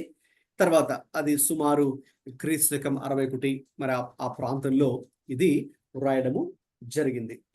తర్వాత ఇందులో మరి ముఖ్యమైనటువంటి అంశము పరిశుద్ధాత్మ. ముఖ్యమైనటువంటి అంశం, మెయిన్ థీమ్ అనేది పరిశుద్ధాత్మ. అందుకే ఒక మరి బైబిల్ పండితులు ఏం చెప్పారంటే దీన్ని మనము అపోస్తుల కార్యములు అనడానికంటే బదులుగా పరిశుద్ధాత్మ కార్యములు అని పిలిస్తే బాగుంటుంది అన్నాడు. Instead of calling it acts of the అపోజల్స్, we might call it as acts of the Holy Spirit. పరిశుద్ధాత్మ. ఎందుకంటే ఈ కార్యాలు చేసింది అపోస్తులు కాదు. అఫ్ కోర్స్ వారు అక్కడ సాధనాలుగా వారే ఉన్నారు, కానీ వారిని ఉపయోగించుకొని కార్యాలు చేసింది పరిశుద్ధాత్ముడు కదండి. అందుకనే పరిశుద్ధాత్మ కార్యాలు. సో కాబట్టి మనం ఒక విధంగా చెప్పాలంటే పూర్తి ఫుల్ నేమ్ ఒకవేళ మనం ఇవ్వాలి అంటే దీనికి అపోస్తుల ద్వారా పరిశుద్ధాత్ముడు చేసిన కార్యాలు. That becomes the complete name for the book of Acts. అపోస్తుల కార్యాలకు పూర్తి మరి పేరు ఏదంటే పరిశుద్ధాత్ముడు అపోస్తుల ద్వారా చేసినటువంటి కార్యాలు. ఎందుకంటే పరిశుద్ధాత్ముడే వారిని ఉపయోగించుకొని ఆ కార్యాలన్నీ కూడా వారు చేసిన కార్యాలు. అవి వారు ప్రకటించడం, సువార్త ప్రకటించడం కావచ్చు, స్వస్థతలు కావచ్చు, మహత్కార్యాలు కావచ్చు, దురాత్మను వెలగొట్టడం కావచ్చు, సంఘాలను స్థాపించడం కావచ్చు, శిష్యులను మరి తయారు చేయడం కావచ్చు, మరి అన్ని కూడా పరిశుద్ధాత్మని చేశారు. కాబట్టి అపోస్తుల కార్యాలు ఇది పరిశుద్ధాత్మ చేసినటువంటి కార్యాలు, పరిశుద్ధాత్మ కార్యాలు. అందుకే ఈ పుస్తకానికి దెర్ ఇస్ ఎ కీవర్డ్స్. అక్కడ మీరు చూస్తున్నారుగా, ఇక్కడ నేను ఇచ్చినటువంటి అవుట్లైన్లు కూడా keywords. Chapter 1 verse 8. Okay right. ఇది కీవర్డ్స్ కాబట్టి అండి మొత్తం ఎవరైతే గ్రూప్ లో ఉన్నారో అందరూ కూడా ఒకసారి మైక్ ఆన్ చేసుకొని అందరూ చదువుదాం. either ఇంగ్లీష్ ఆర్ తెలుగు పర్లేదు, ఇంగ్లీష్ అయినా తెలుగు అయినా అందరూ చదువుదాము. ప్లీజ్ ఓపెన్ అపోస్తుల కార్యాలు 1:8.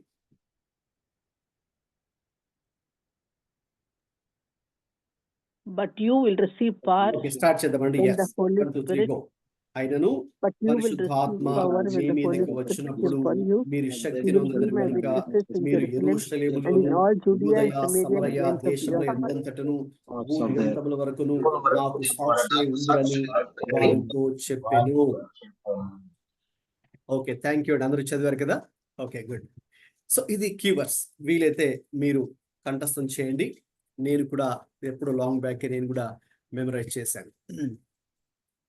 ఇక్కడ చాలా ప్రాముఖ్యమైనటువంటి విషయాన్ని మరి ప్రభువు వారికి చెప్తూ ఉన్నారు. ఒక విధంగా చెప్పాలంటే దీనికి ఇది మనం అర్థం చేసుకుంటే పైన వాక్యాన్ని ఒకసారి కోర్స్ నేను తర్వాత నెక్స్ట్ వీక్ చాప్టర్ 1 ఎక్స్ప్లెయిన్ చేస్తాను కాబట్టి చాప్టర్ 1 నుంచి నెక్స్ట్ వీక్ వెళ్దాం.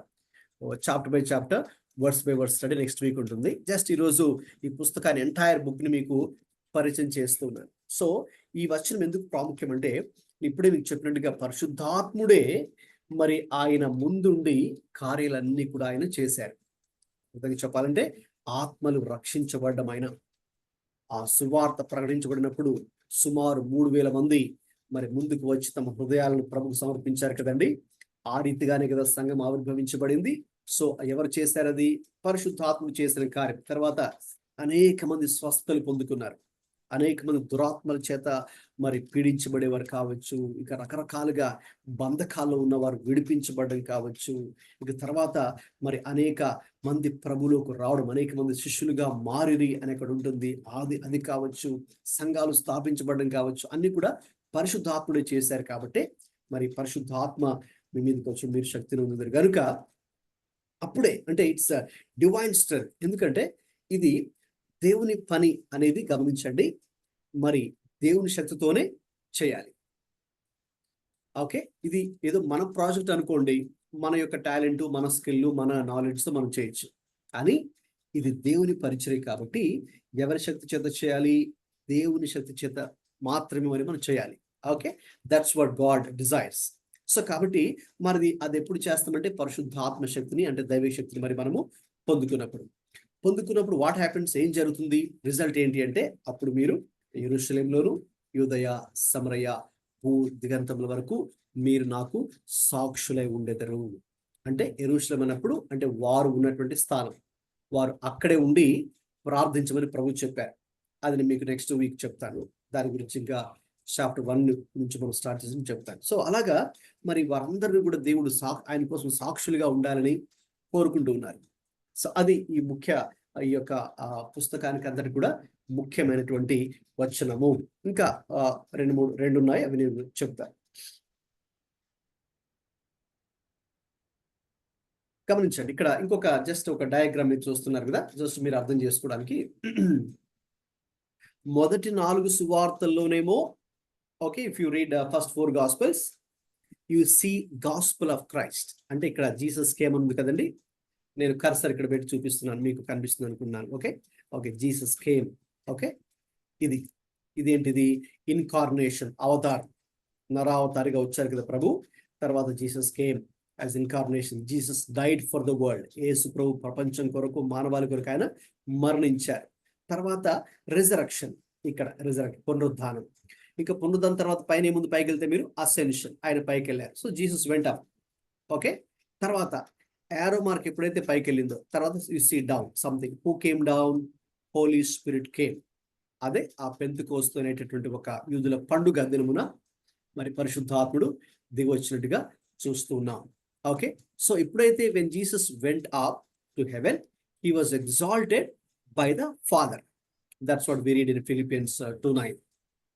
ఓకే, తర్వాత ఎప్పుడైతే మరి పరిశుద్ధాత్ముడు తర్వాత in heaven he was exalted by the Father. On earth, Jesus was glorified by the Spirit. ఎందుకంటే అప్పటికే పరిశుద్ధాత్ముడు దిగి వచ్చాడు కాబట్టి ఇంక తర్వాత ఆయన కూడా ప్రభువునే మహిమపరుస్తాడు కాబట్టి అది మనకు యోహాను సువార్త 16:14 ఉన్నది. So Jesus was glorified. So కాబట్టి మనం యేసుక్రీస్తు ప్రభువుని, పరిశుద్ధాత్ముని పక్కనే పెట్టి చూడాలి అంటే ఫస్ట్ 4 గాస్పెల్స్ లో you see the gospel of Christ. తర్వాత ఆయన ఈ లోకానికి రావడం, ఆయన మన కొరకు జీవించడం, మన కొరకు మరణించడం, మన కొరకు తిరిగి లేవడం, ఓకే, ఆరోహణం అవడం, ఇవన్నీ గురించి చూస్తాం. Next in book of Acts you see the Acts of the Holi Spirit. ఇప్పుడు దాకా నేను చెప్పింది అదే అనమాట. Acts of the Holi Spirit, పరిశుద్ధాత్మ కార్యాలు. మనము అపోస్తుల కార్యాలు అంటున్నాం కానీ ఒక విధంగా పరిశుద్ధాత్మ కార్యాలు అంటే పరిశుద్ధాత్ముడు అపోస్తుల ద్వారా చేసిన కార్యాలు. ఏంటి ఆ కార్యాలు అని కనుక చూస్తే ఇక్కడ జస్ట్ 1 వర్డ్ అంతే, చాలా విషయాలు ఇందులో ఉన్నాయి. మీకు సింపుల్ గా ఈజీగా ఇంట్రడక్షన్ లో అర్థం అవడం కోసం ఇది చిన్న డయాగ్రామ్ మీకు చూపిస్తున్నారు. So Acts of the Holi Spirit లో లేక యాక్ట్స్ ఆఫ్ ది అపోజల్స్ లో church is witnessing to the world. Church is witnessing to the world. ఇప్పుడే మనం చదువుకున్నాం కదా ఆ కీవర్డ్స్. యాక్ట్స్ 1:8 1:8 చదువుకున్నా కదండి. ఆ ముఖ్య వచనం చెప్పానుగా, మూల వచనం అని. సో కాబట్టి ఏంటి, మీరు యెరూషలేములోను, యూదాలోను, సమరయలో మీరు నా కొరకై సాక్షులై ఉండెదరు. That means church needs to witness to the world. ప్రపంచానికి మరి మనము సాక్షులుగా ఉండాలన్నది దేవుని యొక్క ఉద్దేశం, లేక పరిశుద్ధాత్మ యొక్క ఉద్దేశం. ఓకే, సో కాబట్టి అది మరి మనము మర్చిపోకూడదు. సో దృష్టిలో ఉంచుకోండి. సో ఈ డయాగ్రామ్ మనకి ఈజీగా, సులువుగా మరి అటు సువార్తలను కానీ ఇటు అపోస్తల కార్యాలను గుర్తుంచుకోవడానికి మనకు ఈజీగా ఉంటుంది. ఇది నేను మీకు చెప్పాను గ్రంథకర్త గురించి, ఆ యొక్క title Acts of the Apostles గురించి. ఇక తప్పితే ఉద్దేశం, why book of Acts is written, ఉద్దేశాన్ని తెలుసుకుందాం.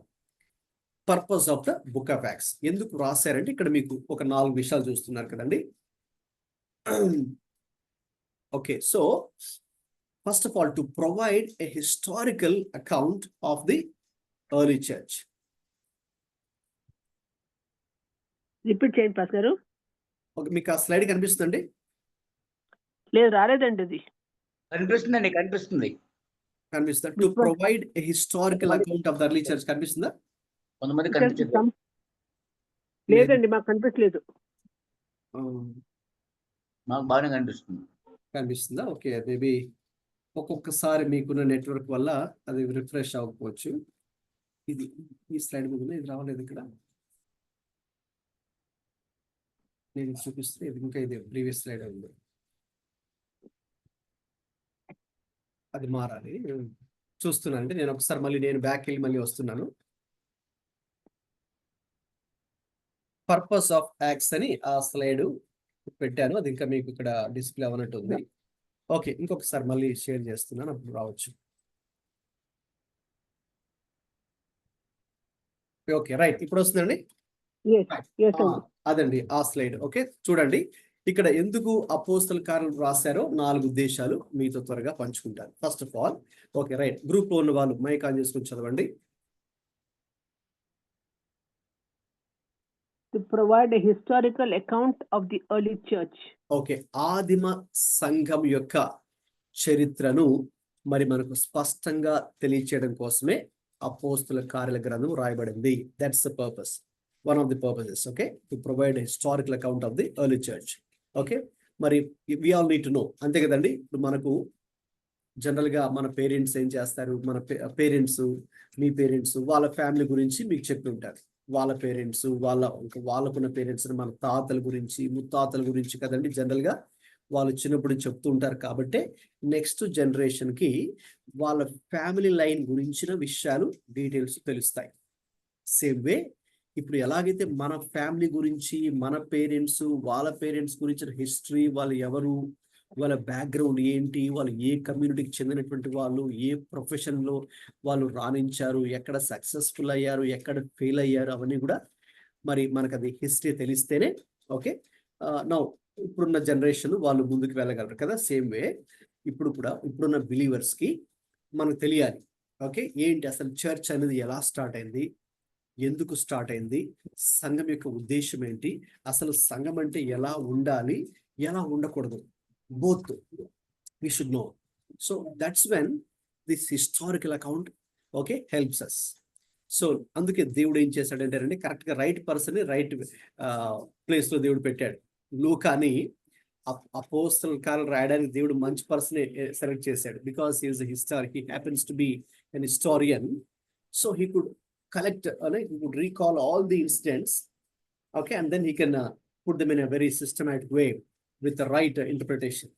కాబట్టి లూకా చేసిన పని ఏంటంటే సంఘం యొక్క చారిత్రక వివరాలు అన్నీ కూడా ఏది మనకు మిస్ అవ్వకుండా ఆయన మనకు తెలియచేశారు.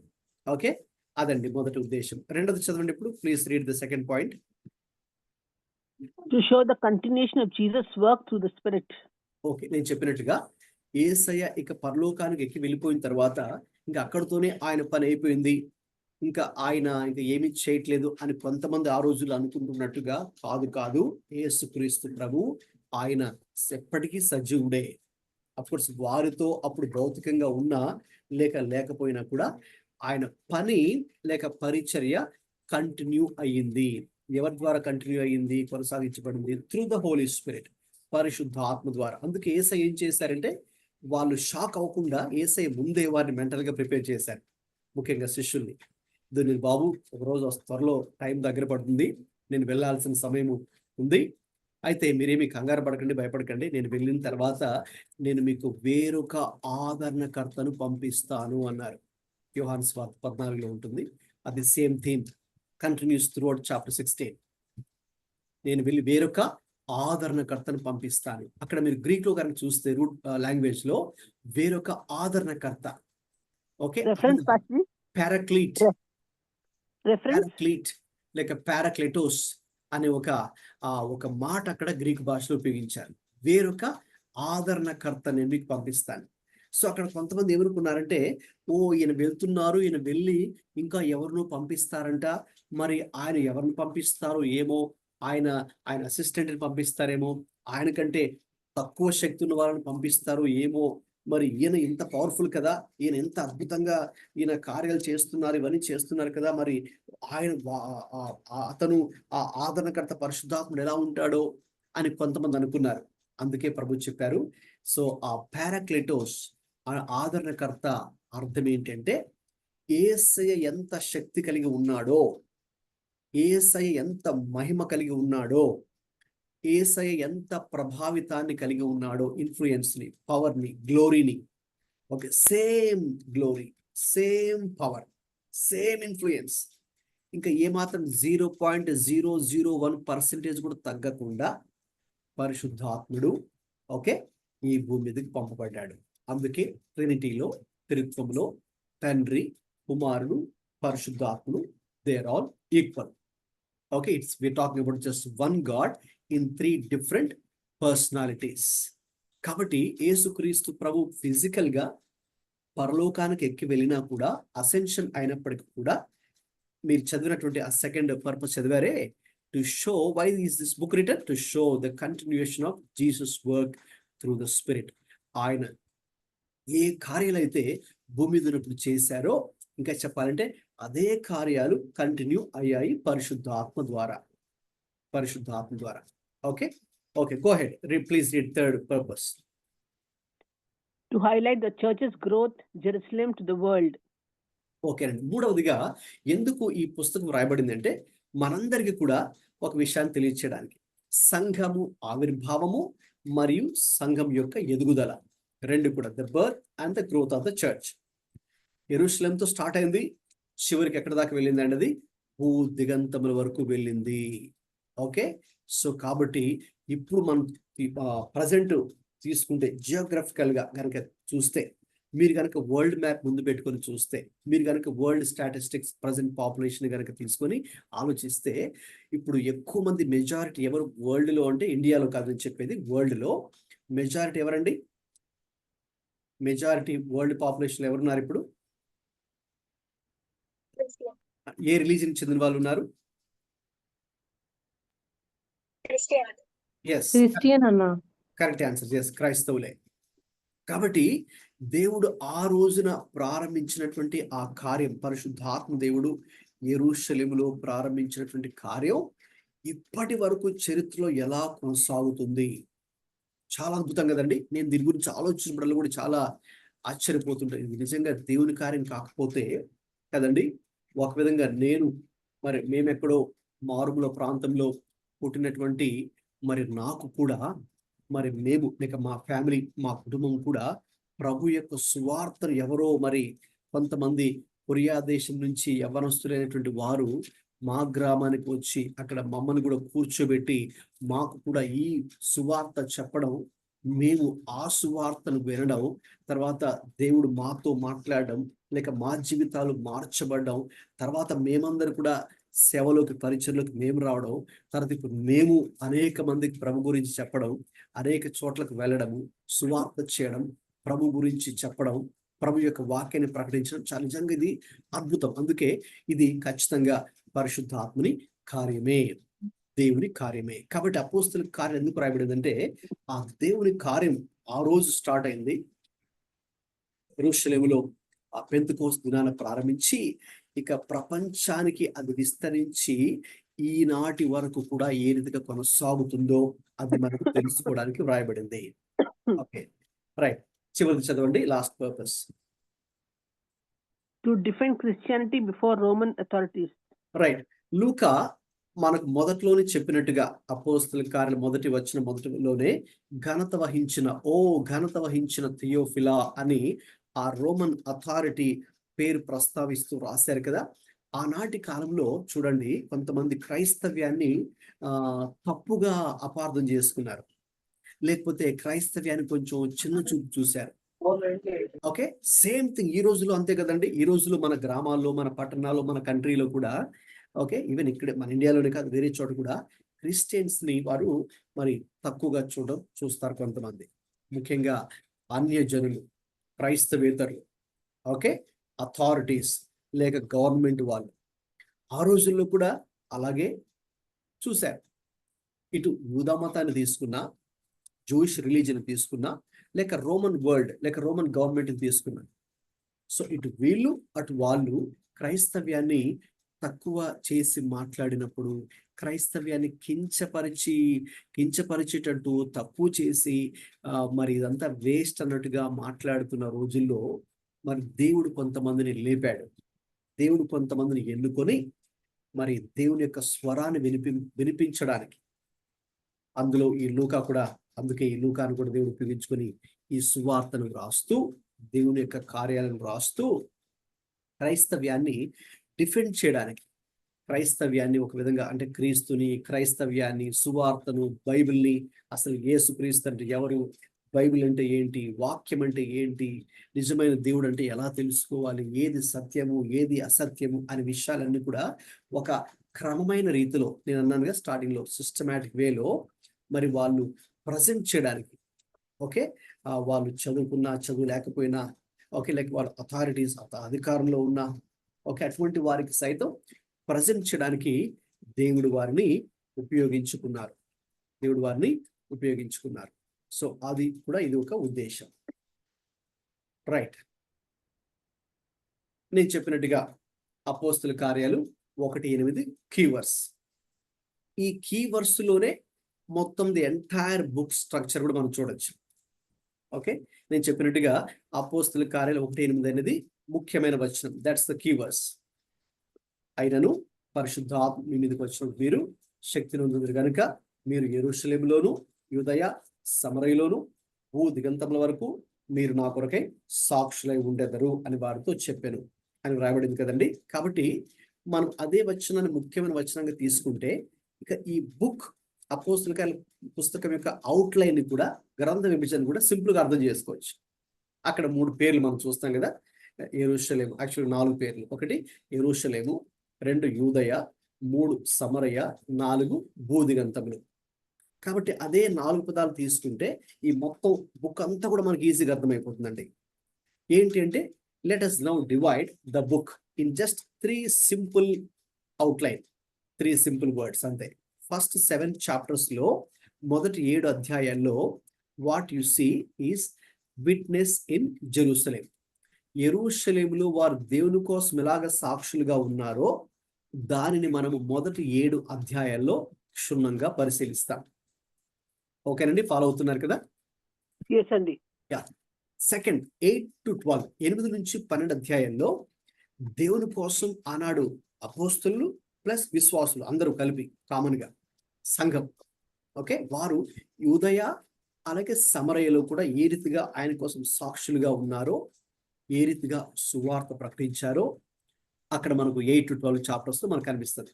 ఇక చివరిగా the last section in the structure ఏంటంటే 13 to 28 ends of the year, భూ దిగంతములు అన్నాడే ప్రభు, అదనమాట. అంటే ఇక సువార్త ఏ రీతిగా భూ దిగంతముల వరకు కూడా వ్యాపించిందో ఆనాటి కాలంలోనే, ఓకే, అది మనం చూడబోతున్నాం. సో దాని అర్థం ఏంటంటే, ఒక విధంగా దేవుడు చెప్పినటువంటి ఈ వాగ్దానం యాక్ట్స్ 1:8, మీరు పరిశుద్ధాత్మ శక్తిని పొందిన తర్వాత నా కొరకై యెరూషలేములోను, యూదయలోను, సమరయలోను, భూ దిగంతాల వరకు నా కొరకు సాక్షులుగా ఉంటారని చెప్పారు కదండి. ఇప్పుడు అది అక్షరాల ఆ కాలంలోనే నెరవేరింది. సో అవన్నీ కూడా మనం రాబోయే రోజుల్లో ఒక్కొక్క చాప్టర్ ఒక్కొక్క వచనాన్ని చదువుతాం కాబట్టి మనకు అది ఈజీగా అది మనకు అర్థమవుతుంది.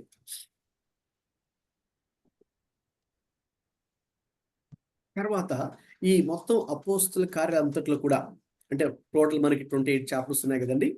ఈ 28 అధ్యాయాలు కూడా ఆ 30 సంవత్సరాల కాల వ్యవధిలో ఏం జరిగిందో అవన్నీ కూడా మనకు 30 సంవత్సరాల చరిత్రను ఈ అపోస్తుల కార్యక్రమం మనకు తెలియజేస్తుంది.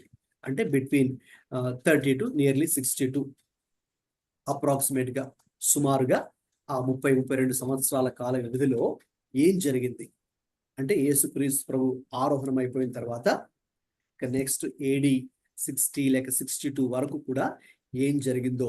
ఓకే, మరి ఆయన ఆరోహణము తర్వాత పెంతెకోస్తు దినాన పరిశుద్ధాత్మ కుమ్మరింపు, ఇక తర్వాత ఏ రీతిగా సంఘము ఆవిర్భవించింది, ఇక తర్వాత సంఘం ఏ రీతిగా అభివృద్ధి చెందింది, అలాగే సంఘం ఏ రీతిగా హింసల గుండా వెళ్ళింది, ఈ విషయాలన్నీ కూడా సో మనకు ఇందులో ఈ పుస్తకంలో మరి మనకు కవర్ అవుతాయి. ఇక ప్రాముఖ్యమైన విషయం ఏంటంటే ఇందులో ఈ ఇంట్రడక్షన్ లో ఈ పుస్తకాన్ని పరిచయం చేసేటప్పుడు ఇందులో మేజర్ థీమ్స్ ఏంటి అంటే ముఖ్యమైనటువంటి అంశాలు ఏంటి అనేది మనం చూసి ముగించుకుందాం. చదవండి. ఫస్ట్ ఇంపార్టెంట్ మేజర్ థీమ్ ఏంటి పుస్తకంలో? The work of the Holy Spirit. The Holy Spirit is the driving force behind the church's growth, empowering believers to preach, perform miracles, and endure persecution. Right. ముఖ్యమైన అంశం ఏంటి అంటే పరిశుద్ధాత్మ యొక్క పని, ఆయన ఎటువంటి కార్యాలు చేశాడు, ఏ రీతిగా సంఘానికి వెనక ఉండి అన్ని విధాలుగా వారిని బలపరిచారు, దేవుని యొక్క వాక్యాన్ని ప్రకటించడానికి కానీ అద్భుతాలు చేయడానికి కానీ దేవుని ఆత్మ ఏ రీతిగా పనిచేసిందో అది చూడబోతున్నాం. నెక్స్ట్ అండి, continue, please continue. The spread of the gospel. Acts traces the gospel's expansion from a small group of Jewish believers in Jerusalem to a diverse global movement fulfilling Jesus' mission. Right. ఒక చిన్న గుంపుగా యెరూషలేములో వాళ్ళు ప్రారంభమయ్యారు. అయితే దానికి నమ్మకంగా వారు ఉండడం బట్టి దేవుడు ఏం చేశాడంటే రండి, ఒక పెద్ద ప్రపంచ వ్యాప్తంగా ఉన్నటువంటి గొప్ప ఉద్యమంగా దేవుడు క్రైస్తవ్యాన్ని మార్చాడు. Global movement, a small group ని దేవుడు గ్లోబల్ మూమెంట్ గా దేవుడు చేశాడు. అది మనం చూడబోతున్నాం, చాలా అద్భుతంగా ఉండబోతుంది. నెక్స్ట్ అండి, మూడవది Unity and community. The early church modeled unity, generosity and fellowship despite challenges like persecution and internal disputes. Right. ఆ రోజుల్లో మరి సంఘం ఆవిర్భవించబడిన తర్వాత మరి కొన్ని సమస్యలు వచ్చాయి, అంతర్గతంగా కానీ బయట నుంచి కానీ హింసలన్నీ కూడా వచ్చాయి. అయినా కూడా ఇవన్నీ ఉన్నా కూడా ఏ రీతిగా సంఘము మంచి సహవాసము, ఐక్యత, ప్రేమలో కొనసాగారో మనం చూడబోతున్నాం. Next, persecution and boldness. The early Christians faced opposition but responded with courage and faith.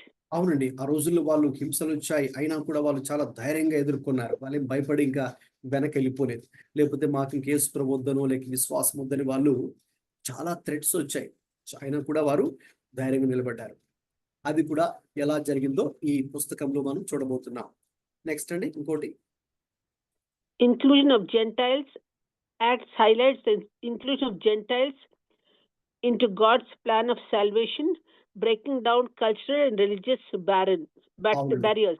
దేవుని ప్రణాళికలో అన్యులు కూడా ఉన్నారు, కేవలం యూదులు మాత్రమే కాదు. సో ఏ రీతిగా దేవుడు అన్యులను కూడా తన ప్రణాళికలో ఆయన భాగంగా చేర్చుకున్నాడో ఈ పుస్తకంలో మరి మనము చూడబోతూ ఉన్నాం. ఇంకా ఇందులో మనకు అంటే అపోస్తుల కార్యాలు అని అంటున్నాం, కానీ ఎక్కువ శాతం మొదటి 12 అధ్యాయాల్లో పేతురు ఏ రీతిగా నాయకుడిగా ఉండి నడిపించాడో. అఫ్ కోర్స్ అక్కడ యోహాను గురించి కూడా మనం 3వ అధ్యాయంలో చదువుతాం. ముఖ్యంగా ఈయన చేసిన కార్యాలు అక్కడ ఉన్నాయి, ఈయన చేసిన పరిచర్య. తర్వాత 13 నుండి 28 దాకా ఎక్కువ శాతం పౌలు చేసిన పరిచర్య. అఫ్ కోర్స్ మధ్యలో మనం ఇంకా స్టెఫను, ఫిలిప్పు, బర్నబా, లుదియా, సీలా, ఇంకా చాలా మంది ఉన్నారు. ఓకే, సో బట్ ముఖ్యమైనటువంటి కీ క్యారెక్టర్స్ ఎవరంటే పీటర్ అండ్ పాల్ అని మనం ఇక్కడ చెప్పొచ్చు. తర్వాత కీ వర్సెస్ అని మీకు ఆల్రెడీ ఇందులో ఒకటి చెప్పేస్తారు కదండి, యాక్ట్స్ 1:8. ఇప్పుడు యాక్ట్స్ 2:42 చదవండి. యాక్ట్స్ 2:42 ఇక్కడ ఉంది, చదవచ్చు.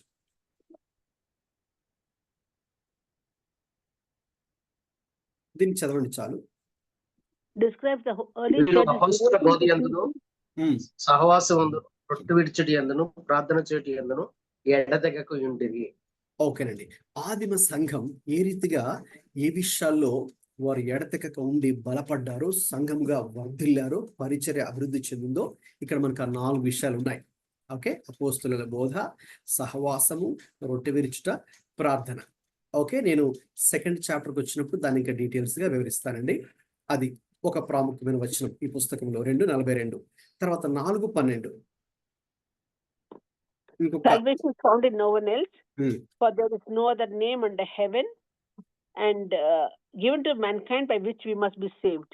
అవునండి, రక్షణ పొందుకోవడానికి మనకు ఏ నామం కూడా మనకు లేదు, కేవలము ప్రభువైన యేసుక్రీస్తు నామం మాత్రమే. సో దాన్ని ఏ రీతిగా ఆనాడు సంఘం అనగా అపోస్తలులు కావచ్చు, విశ్వాసులు కావచ్చు, వారు ఆయన నామముందు విశ్వాసం నుంచి రక్షణ పొందుకున్నారు. అలాగే ఆయన నామాన్ని ధైర్యంగా ప్రకటించారు కూడా. మరి ఈ వచనం 4:12 చెబుతుంది. సో ఇవి ప్రాముఖ్యమైనటువంటి వచనాలు. Okay, right. చివరిలో మరి మనం ఏ రీతిగా అన్వయించుకోవాలి మన జీవితానికి? మొట్టమొదటిగా చదవండి, ఇది ఈ లైన్ చదవండి, ఎక్స్ప్లెయిన్ చేస్తాను బ్రీఫ్ గా. Application for today: empowered by the Spirit, believers today are called to rely on the Holy Spirit for boldness and guidance in sharing their faith. Right అండి. అపోస్తలుల కార్యాలు ఏ రీతిగా వారందరూ కూడా దేవుని కోసం ధైర్యంగా నిలబడ్డారో, ఈ రోజు మనకు కూడా ధైర్యం కావాలన్నా, లేక నడిపింపు గైడెన్స్ కావాలన్నా కూడా పరిశుద్ధాత్మ మీద మనము ఆధారపడాలి. దేవుని శక్తి మీద ఆధారపడకపోతే రైట్ మనకు ఆ ధైర్యము రాదు, అలాగే నడిపింపు కూడా ఉండదు అనే ఒక ప్రాముఖ్యమైన పాఠం ఈ రోజు మనం నేర్చుకోవచ్చు. This is how we can apply the lesson from the book of Acts. రెండవదండి, Unity in diversity. Acts challenges the church to embrace all people regardless of background, reflecting God's universal love. అవును, మనం అందరినీ ప్రేమించేవారుగా ఉండాలి అనేది ఈ యొక్క పుస్తకం నేర్చుకుంటాం. కాబట్టి మనుషులు ఎటువంటి వారి బ్యాక్గ్రౌండ్ చెందిన వారైనా సరే, ఇలా వారు ఏ కులానికి చెందిన వారైనా సరే, ఆ రీతిగా మనం అవన్నీ కూడా బ్యారియర్స్ ఇది పెట్టకుండా అందరినీ క్రీస్తు ప్రేమతో ప్రేమించి మరి ఎలా ముందుకు వెళ్ళాలో ఈ పుస్తకం ద్వారా నేర్చుకోబోతున్నాం. నెక్స్ట్,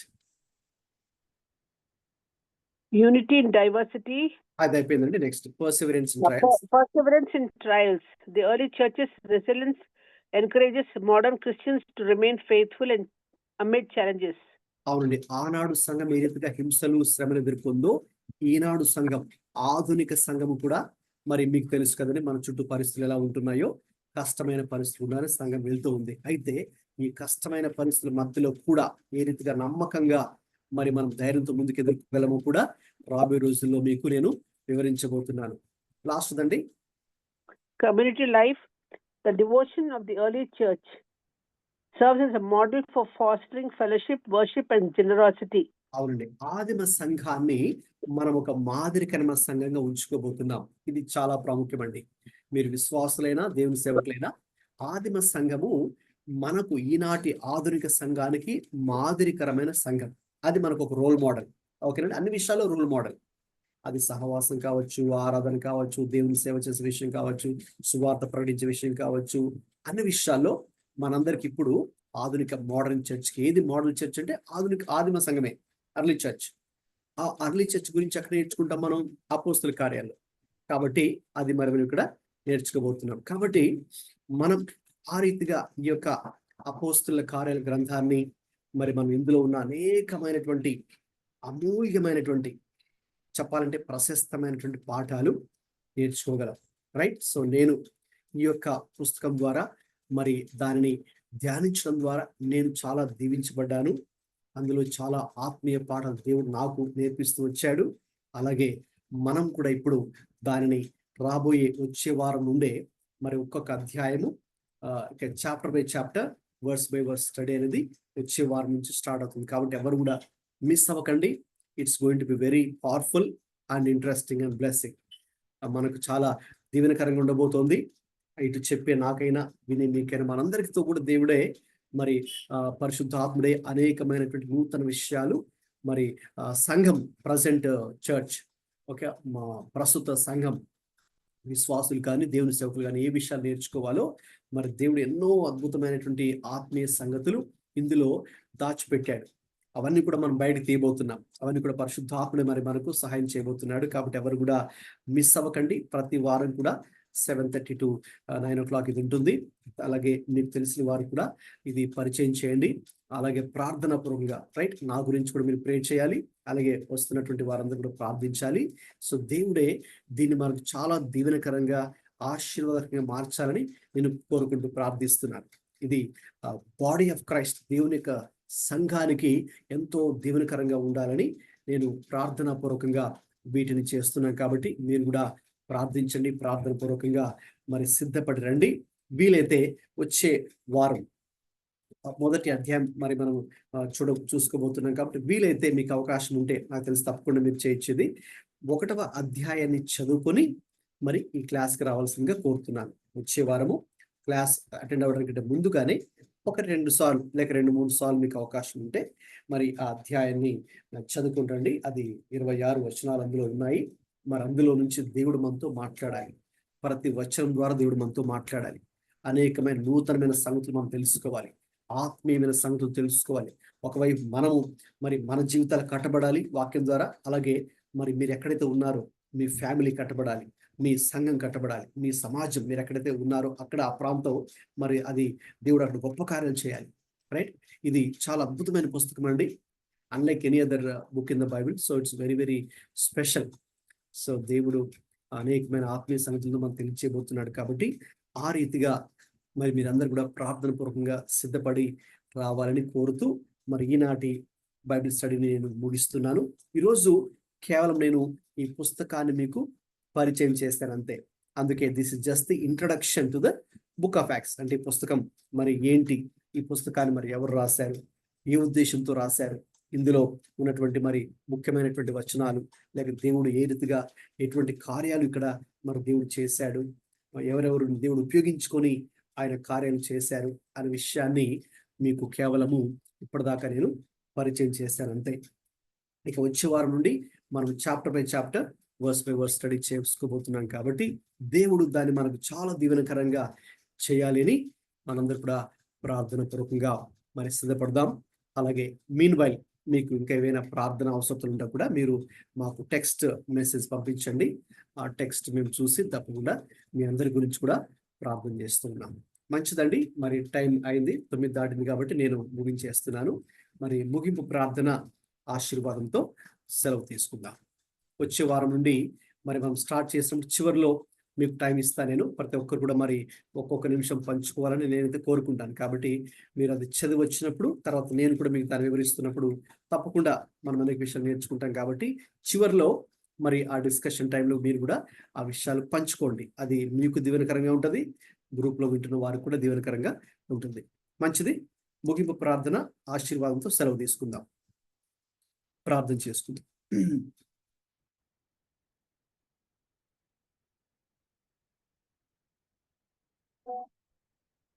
జాషువా గారు ప్రార్థన చేస్తారా?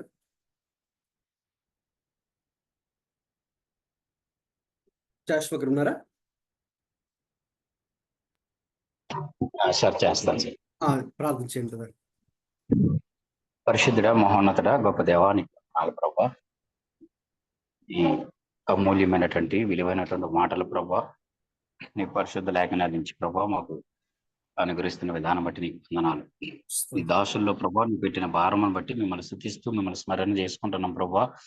నాయన తండ్రి, ఈ రోజుల్లో పరిశుద్ధాత్మదేమ ఉచితంగా ప్రభా తండ్రి ఇటువంటి బోధలు మాకు అనుగ్రహిస్తున్నావు. అందుని బట్టి మీకు వందనాలు నాయన. అపోస్తల కార్యముల గురించి నాయన తండ్రి, పరిశుద్ధాత్మదేమ తండ్రి, పరిశుద్ధాత్మ ద్వారా నువ్వు రాయిపించినటువంటి పుస్తకాన్ని ప్రభా మేము స్టడీ చేయడానికి నాయన తండ్రి నీ దాసులకు ఇచ్చిన భారం బట్టి, ఉచితంగా మాకు ఇచ్చినటువంటి ఈ ప్లాట్ఫామ్ బట్టి, అవకాశం బట్టి మిమ్మల్ని స్తుతిస్తున్నాం ప్రభా. దేవానికి వందనాలు ప్రభా.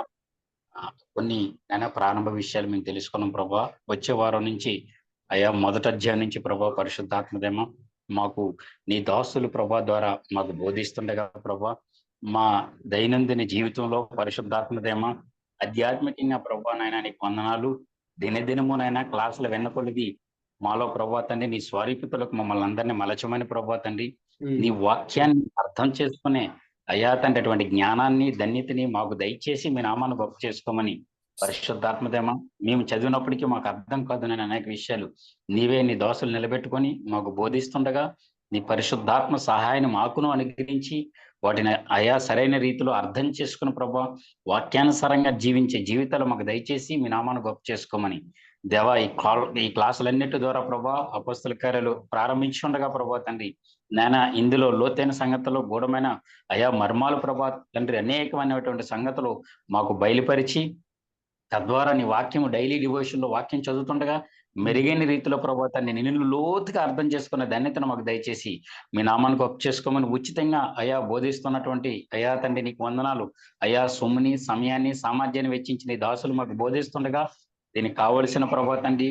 నాయన పరిశుద్ధాత్మదేమ తండ్రి అయా స్పిరిచువల్ దీవుళ్ళు ప్రభా నీ దాసులకు మీరు అనుగ్రహించమని ప్రభా ఈ ప్లాట్ఫామ్ ను ప్రభా అనేక మంది నాలాంటి నాయన వ్యక్తులు ప్రభా తండ్రి వచ్చి ఉచితంగా పొందుకొని ప్రభా వారి జీవితాలు కట్టుకొని వారి ద్వారా కుటుంబాలు కట్టుకొని ఆ కుటుంబాల ద్వారా సమాజాన్ని కట్టే అనేక మందిని ప్రభా ఈ ప్లాట్ఫామ్ దగ్గరికి మీరు తీసుకురమ్మని మీ నామాన్ని గొప్ప చేసుకోమని దైవదాసుల్ని ప్రభా కుటుంబాన్ని మరొకసారి సంఘాన్ని మీరు జ్ఞాపం చేసుకొని నీ కృపలో భద్రపరిచి మీ నామాన్ని గొప్ప చేసుకొని మహిమను పొందమని యేసు పరిశుద్ధ నామములో ఈ ప్రార్థన మీకు సమర్పించి మేమందరము పొందుకోబోచున్నాం మా పరమ ఆశీర్వాదం తీసుకున్నామండి. ఇప్పుడు మన తండ్రి అయిన దేవుని ప్రేమయు మన ప్రభు అయిన యేసుక్రీస్తు కృపయు పరిశుద్ధాత్మ దేవుని సహవాసము సన్నిధి మనందరికీ మరి ముఖ్యంగా ఆన్లైన్ బైబిల్ స్టడీ క్లాస్ లో మరి పాల్గొన్న ప్రతి ఒక్కరికి వారికి వారి కుటుంబాలకు వారి బిడ్డలకు ఇప్పుడు ఎల్లప్పుడూ సదాకాలం తోడే ఉండి నడిపించును గాక. ఆమేన్. ఆమేన్. ప్రైజ్ లార్డ్ అండి. అందరికీ వందనాలు. చాలా సంతోషం. మీరందరూ చాలా ఓపిక్గా మరి విని చాలా యాక్టివ్ గా పార్టిసిపేట్ చేసినందుకు దేవుడు మీ యొక్క ఆసక్తిని దీవించి మన అందరినీ కూడా అద్భుతంగా దేవుడు దీవించడానికి ప్రభు సిద్ధంగా ఉన్నారు. మన కుటుంబాలను మనం చేసే పనైనా పరిచర్యైనా ప్రభు దీవించడానికి సిద్ధంగా ఉన్నారు. కాబట్టి దాన్ని బట్టి మిమ్మల్ని అభినందిస్తున్నాను. God bless you all. దేవుడు దీవించును గాక. మరి వచ్చే వారం సేమ్ ఇలాగే మనం 7:30కి మరి కలుసుకుందాం. మరి అప్పటి వరకు కూడా దేవుడు మిమ్మల్ని దీవించును గాక. God bless you all once again and good night. Okay, thank you, sir. Thank you so much. Thank you so much. Welcome, Andy. Thank you so much. Welcome to that. Thank you.